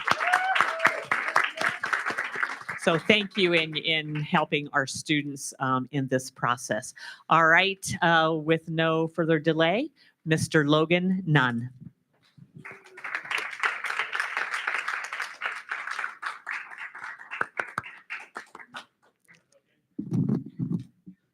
Hi. So far in the night, we have talked about a lot of very, very big issues. Things like how we are supposed to react to the change of our world, climate change, how we are supposed to enact God's judgment through things like the death penalty and through our judicial system. We've looked at things like what it means to bear arms and to have rights given to us by the Constitution. And so with all these very, very big questions, I figured I should start off with some more basic ones, sort of ramp us into it. So the first question is, how are you doing today? I know. Good? Okay, good. I know 3 hours of, not 3 hours, hour and a half of a lot of this interesting debate is, I love it, but not everybody does. So here's another question. Have you ever been cut off in traffic? Show of hands, show of hands. Every hand raised, amen. So I, interestingly enough, haven't been cut off in traffic. I know I'm very rare in that choice, mainly because I'm not able to drive, but I've been in the car with people when they've been cut off in traffic. And other than some choice words that have been said at times, there's this air of injustice thought about when somebody overtakes you, when somebody takes over where you were going for no real merit or anything like that. It's this like yucky feeling that they leave in your tummy. Here's another question. Have you ever been passed over for a promotion? Now, this isn't just, you're working and a spot opens up above you and you don't get the job. This is, you're working just as hard as everybody else and the boss's kid gets the job just because they knew a guy who knows a guy. It's this kind of unjust passing over of people that led me to think about my topic. And before I get into it, I have a story to tell you. So I have a cousin who lives in California, and he's a few years older than me. But when he was a freshman in high school, He tried his hardest in academics, but they just weren't his strong suit. He was doing hours and hours of homework every day, and yet he was still just passing with a 65 Ds, the California school system. And as the years progressed, he kept trying harder and harder, and he kept getting better and better grades. So by the time he comes up to graduation, he's a straight B student, not the highest grade earner in his class, far from it. And he wasn't even involved in that many club sports, but he was still asked by the principal to talk at his graduation, not because of where he was, but because of where he had come from. He had put in the most effort into changing the most over that school year, over that his high school career. And it's these stories that led me to want to talk about affirmative action. I believe that affirmative action, when used correctly, is a tool that all people, Christians and non-Christians alike, can use to make a more equitable society. I believe that government-insured affirmative action is the best way to increase and establish equity in school and job applications for all discriminated against persons. Affirmative action is the way to move forward, not just for college admissions, like we often hear them talked about, or job applications, but for Christians who want earth to be closer to God's perfect kingdom. Now, when I'd say affirmative action, a lot of you probably have very different ideas of it. Affirmative action is a very polarizing topic. And I'm here today to tell you that, at least the way I see it, there are two major kinds of affirmative action. The first kind is affirmative action, spelled with two lowercase a's. This kind of affirmative action is simply described as an act of actively ensuring a place for fair and equitable treatment for all applicants. It's this kind of affirmative action that verses like Proverbs 31, 8-9 talk about. This verse asks us to speak out for the needy and the destitute. This is an active call for us to help those who are downtrodden and discriminated against in our communities. This kind of affirmative action is calculated, it's measured, and it's well thought out. It's not a rash, poorly implemented decision. This kind of affirmative action takes time to implement, but when it works well. It's also this kind of affirmative action that's closer to what the original coining of the term affirmative action meant. Affirmative action, for those of you who don't know, was originally penned in an executive order signed by John F. Kennedy. And in it, he meant this kind of calculated, measured, and well thought out reaction to discrimination. The second kind of affirmative action is affirmative action, spelled with two capital A's. This is the kind of affirmative action you think about typically when people talk about affirmative action. There's an affirmative action riot at a school or something like that. This kind of affirmative action is impulsive, it's rash, and it's poorly thought out. This kind of affirmative action is an outward reaction to an inward problem, and that is the problem of discrimination. This kind of affirmative action works less off the mind and off proper legislation and more so off the heart, feeling what is right and wrong as opposed to being able to prove and fix injustices.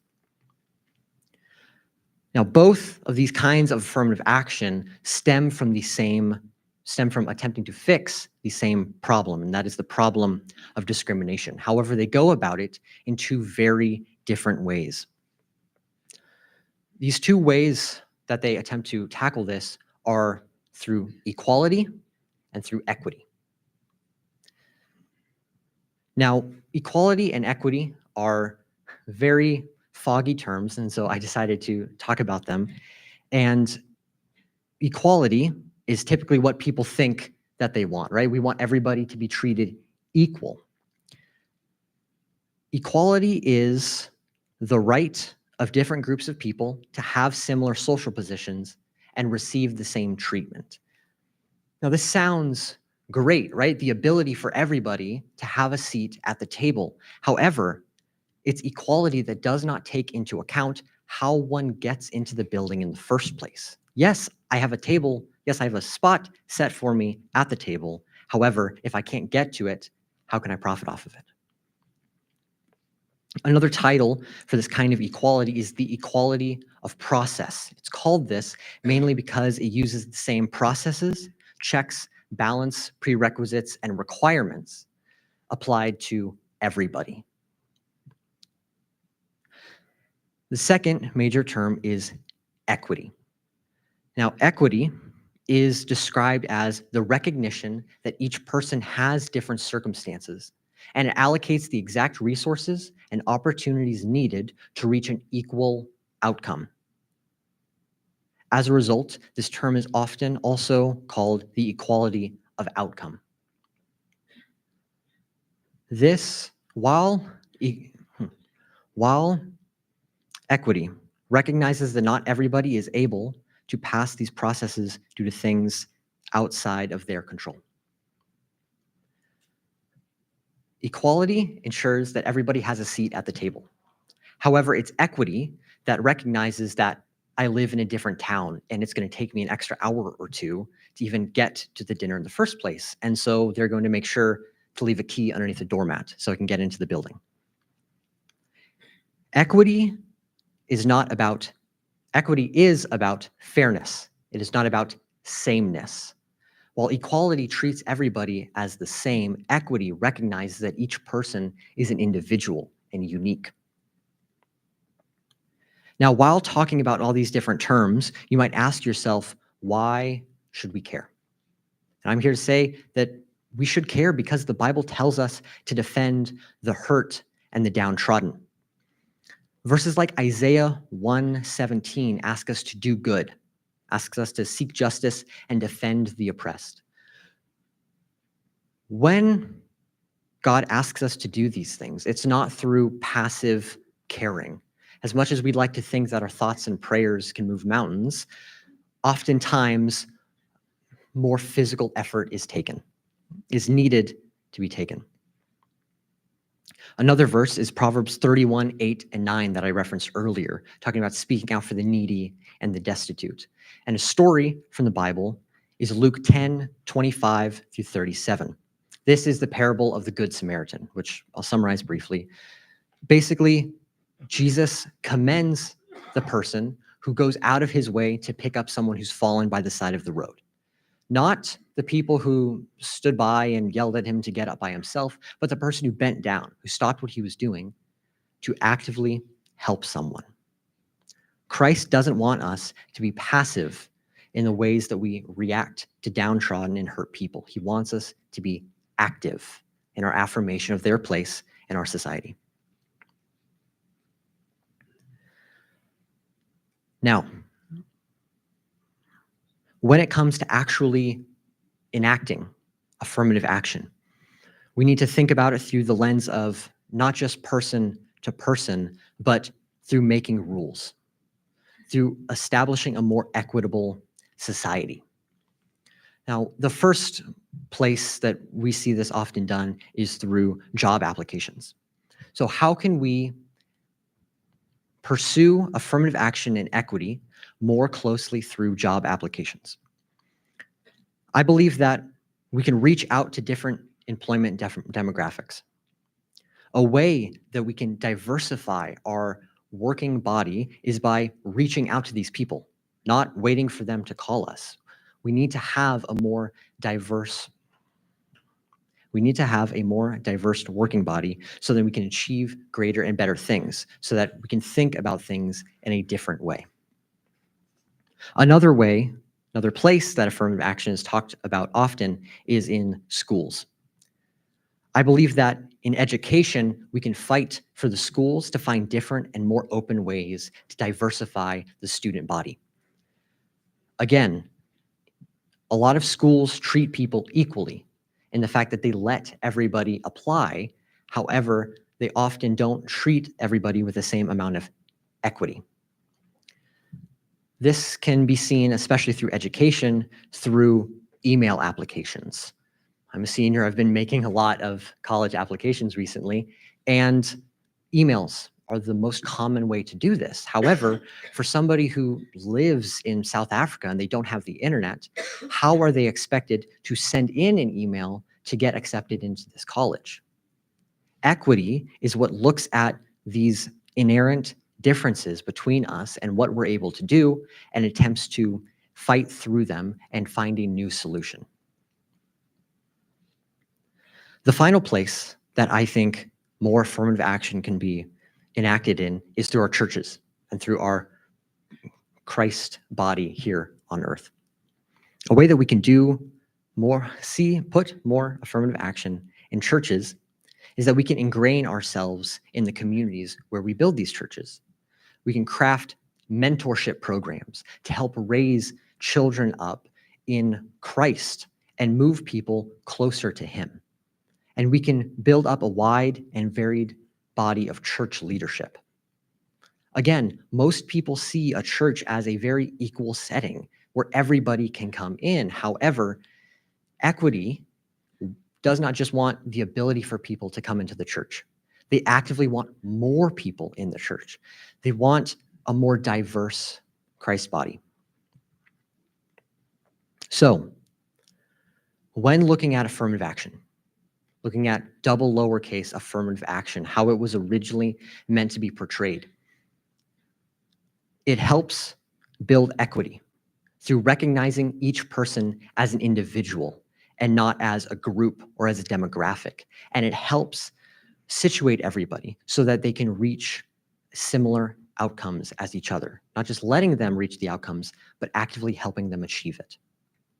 And it's Christ who wants us to fight for these downtrodden people, to fight for them, and to actively ensure a place for them in our society. Thank you very much.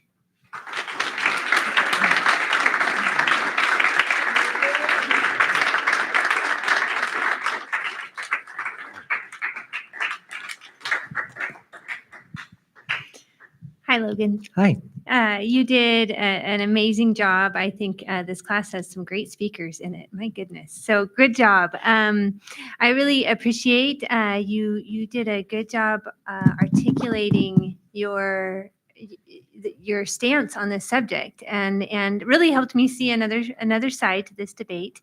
Your paper was very well written, strong points supporting affirmative action, good biblical references. That was great.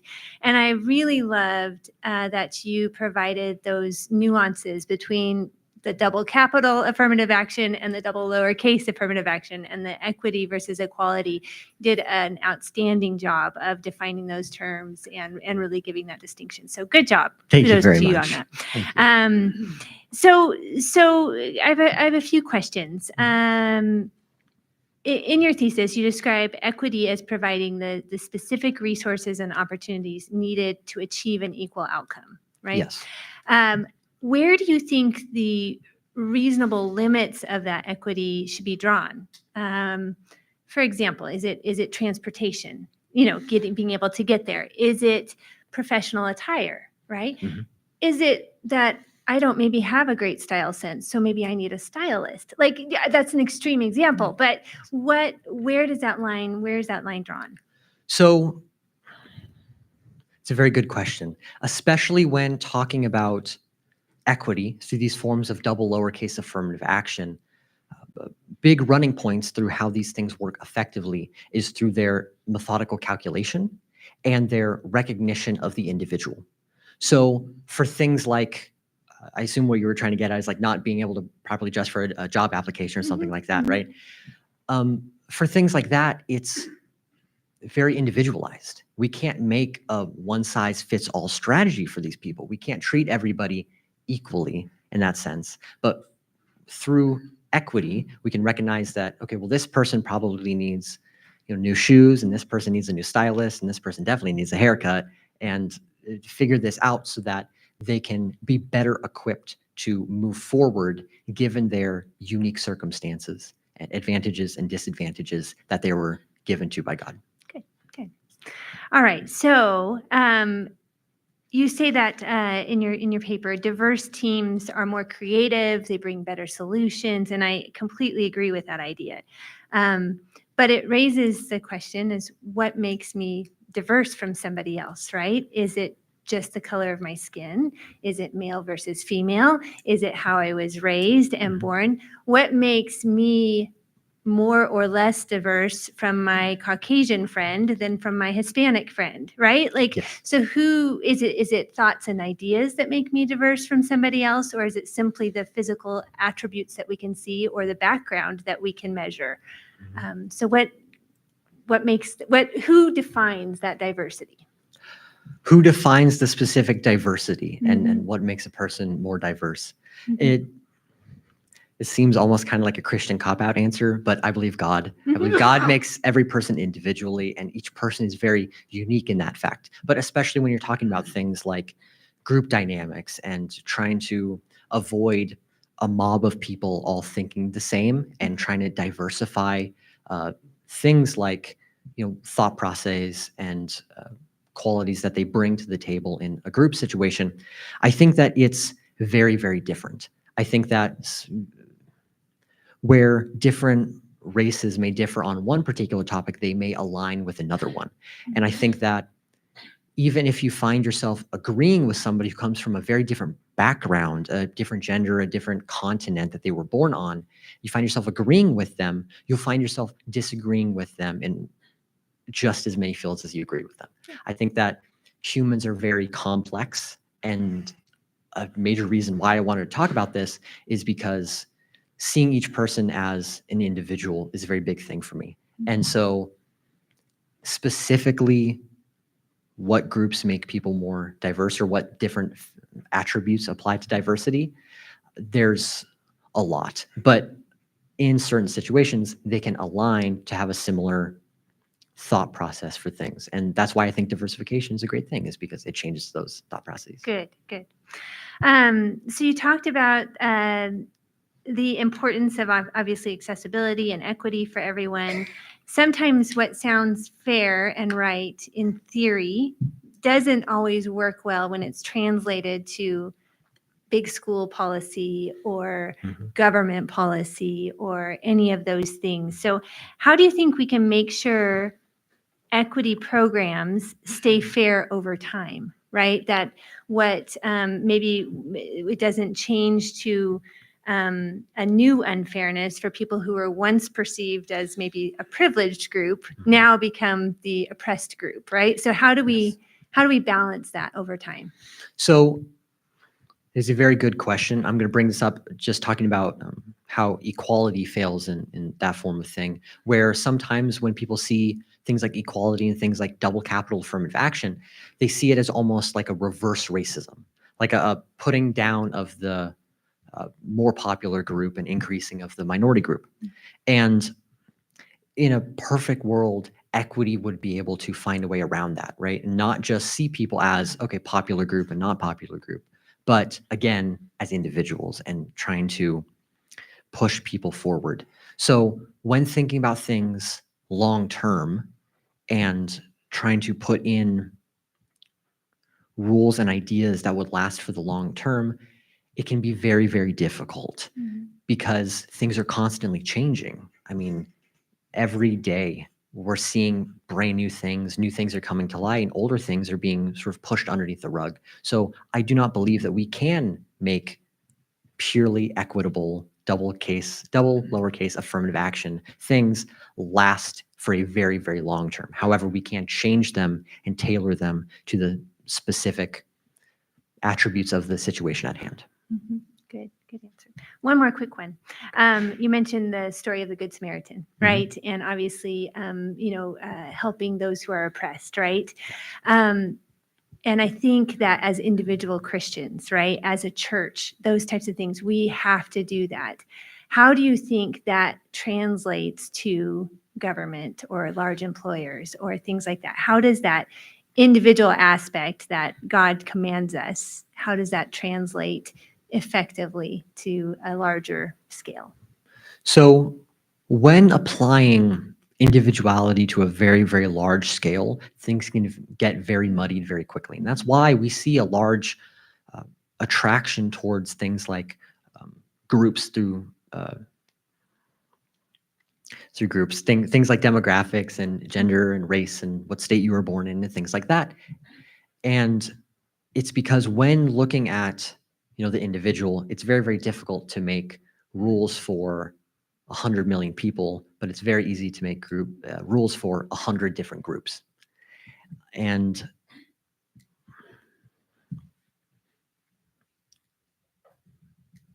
would you mind restating that last part of your question one more time Yeah, for I me? think it's 'Cause just, it was just, and it's not really, it may even be a rhetorical question, like Okay.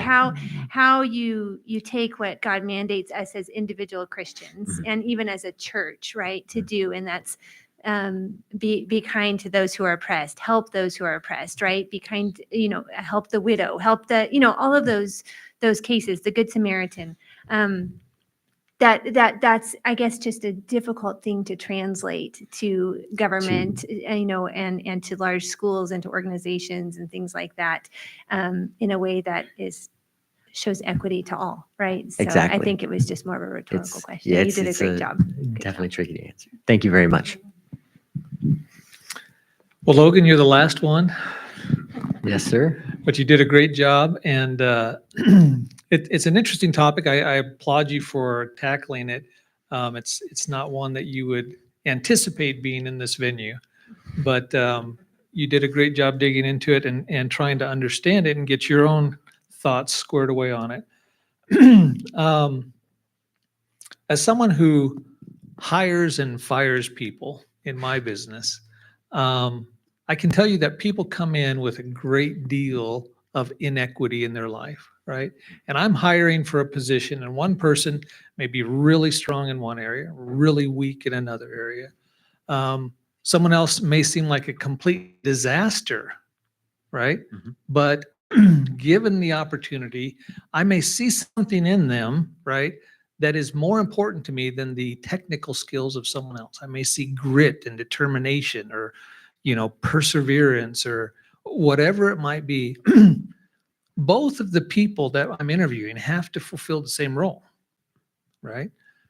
And I guess what I'm trying to narrow down on this question is, how can we identify the inequities that people possess and as a country, as a government, address those in a way that is actually helpful to the people? It's a very good question. I And took too long to ask it though, right? just,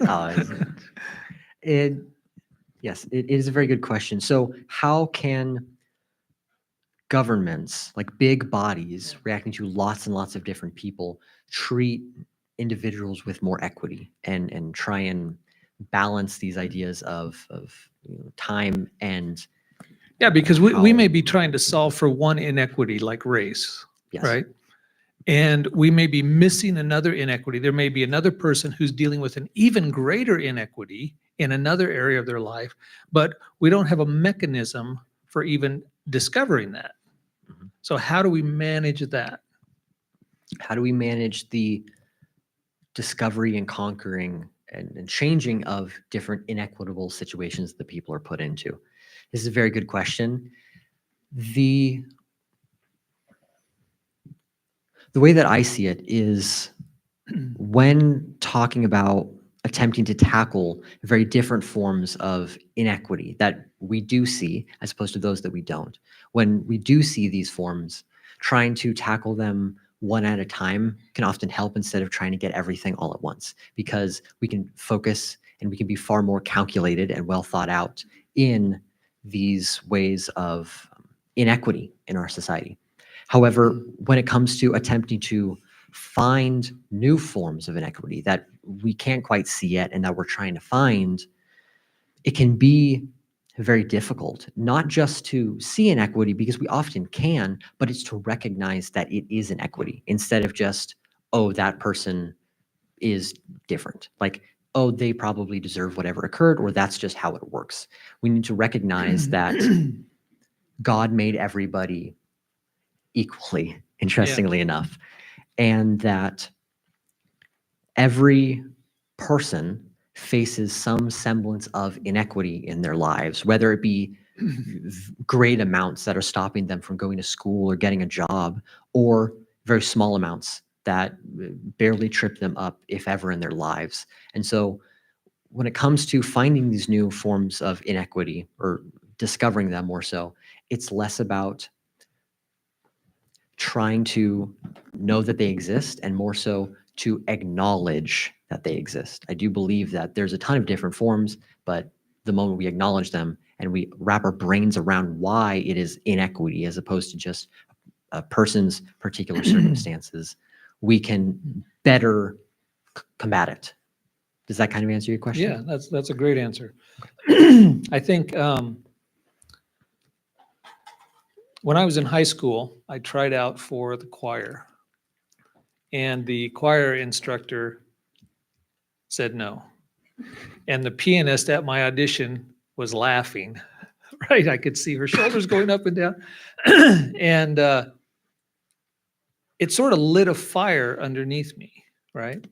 And now I play a couple instruments, I write music, I record music.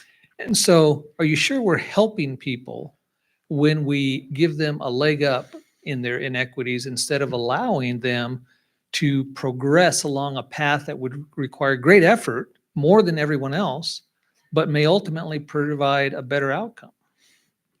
That's a very good question. And it tackles a very sort of key point in this equality versus equity thing and the different forms of affirmative action. And that's personal merit, personal want and drive to achieve.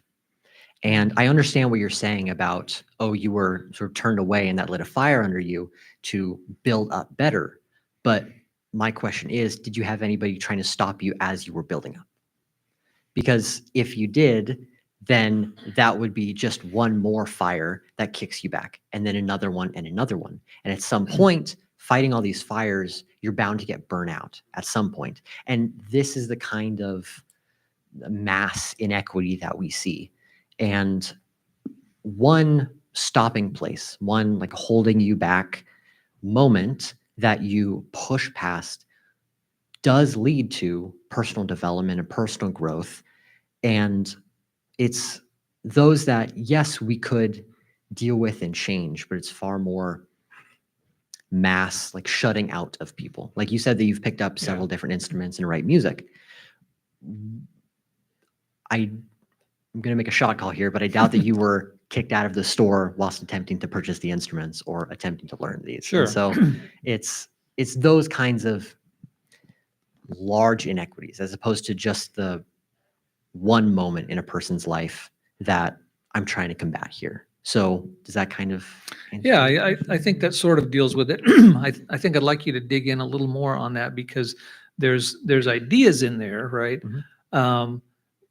And I guess what I'm seeing in your presentation is you've done a great job, what I feel, of presenting an equitable mindset for approaching people personally and in a church setting, right? I think where it gets dicey is where we translate that onto a government and ask them to make the same sort of determinations because they're horrific at doing this, right? And so I guess I'd like to, and I asked this question earlier of another speaker, but it's like Christ didn't involve himself with the governments of this world. His disciples didn't involve themselves with the governments of this world. The early church didn't involve themselves with the governments of this world.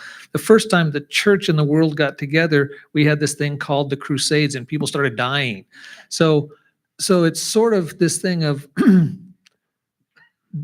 do you think that the government is the right vehicle to pursue the sort of equity that the Bible would like us to see in each other?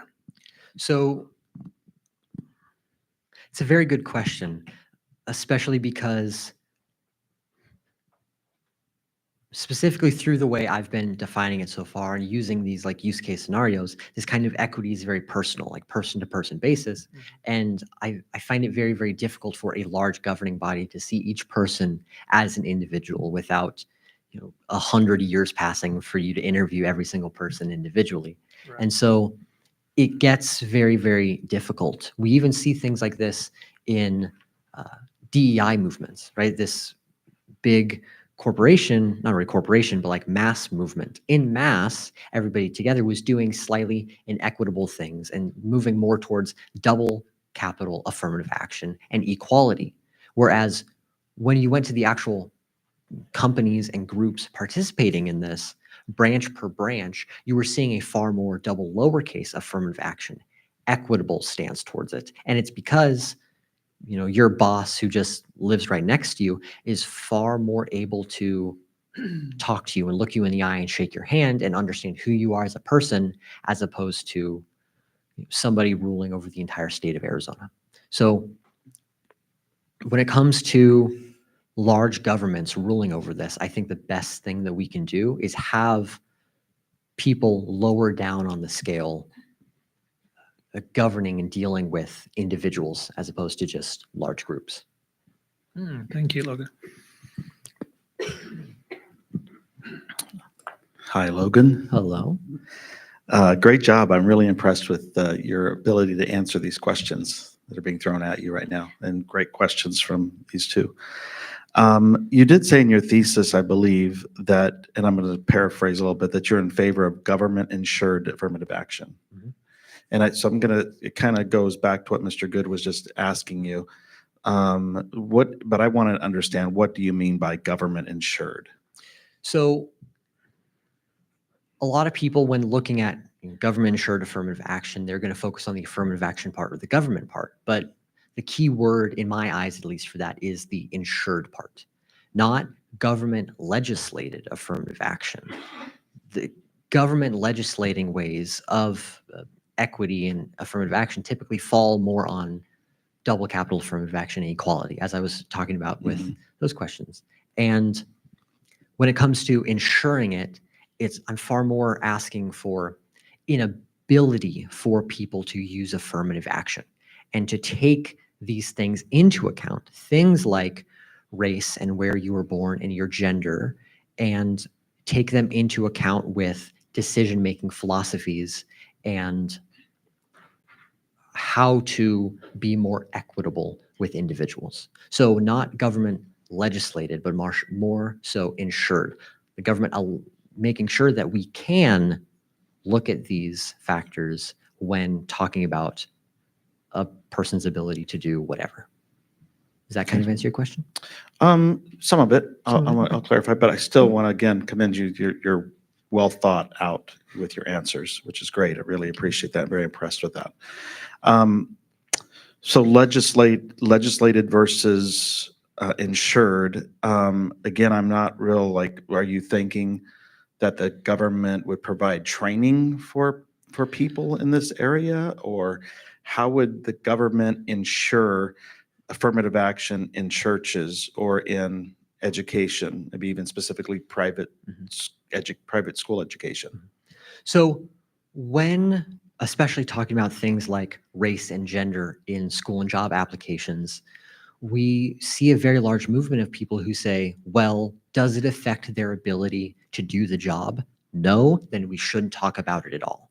Like pushing down things like Harvard was attacked a year or two ago, I believe. They were sued by the Students for Fair Admissions group. And they were mainly attacked because they took race into consideration in their school application processes. And many people think that race should not be a thing, especially when it comes to deciding whether you can go to a school or not based off of race is just another form of discrimination, whether it be pro-discrimination or like anti, like pushing down of somebody discrimination.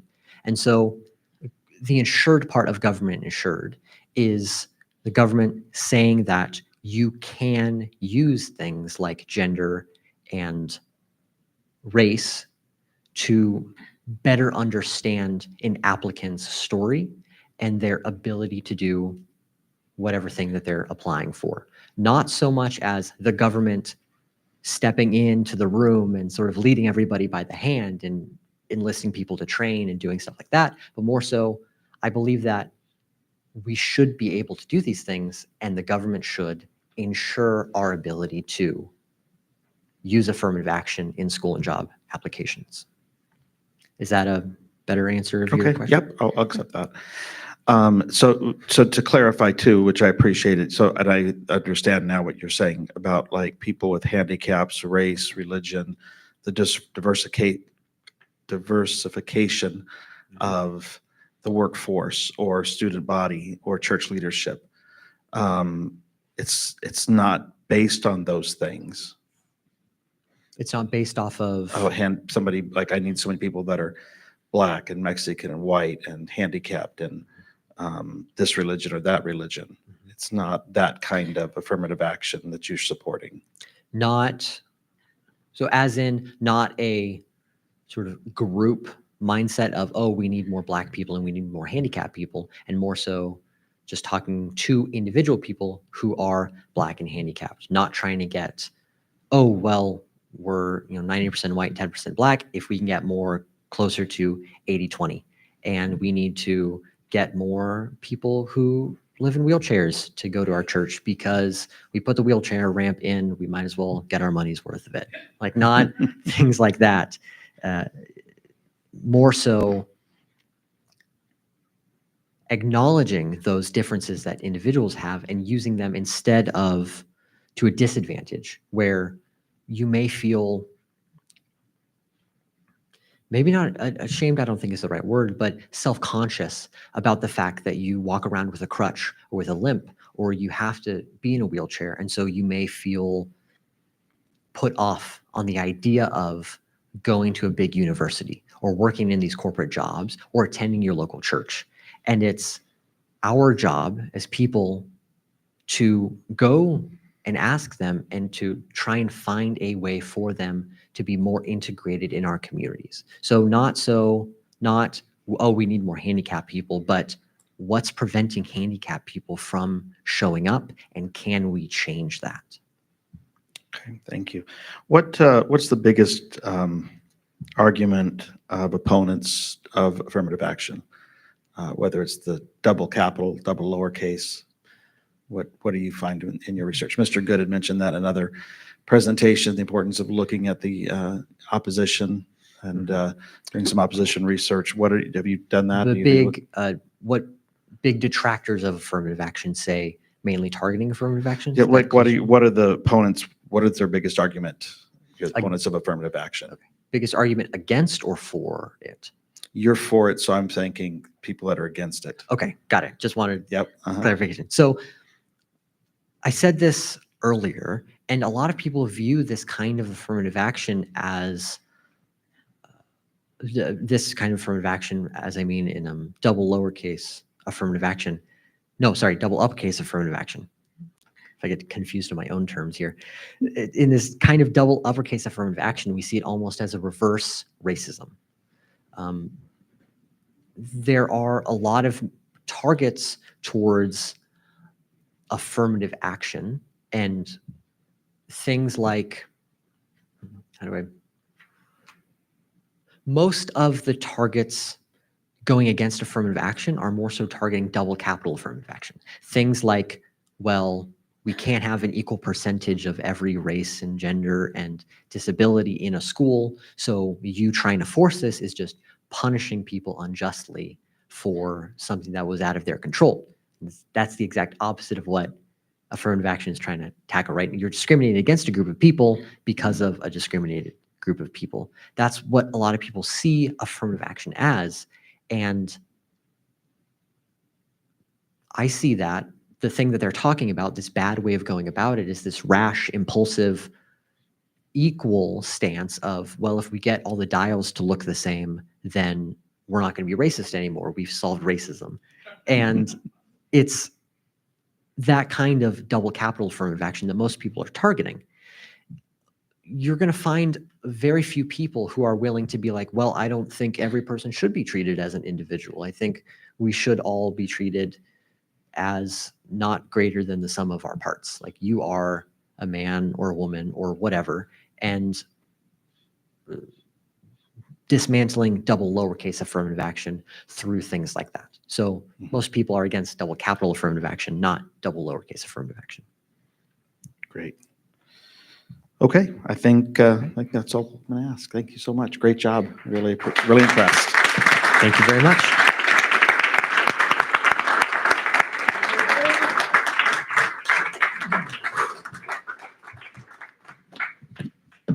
Woo!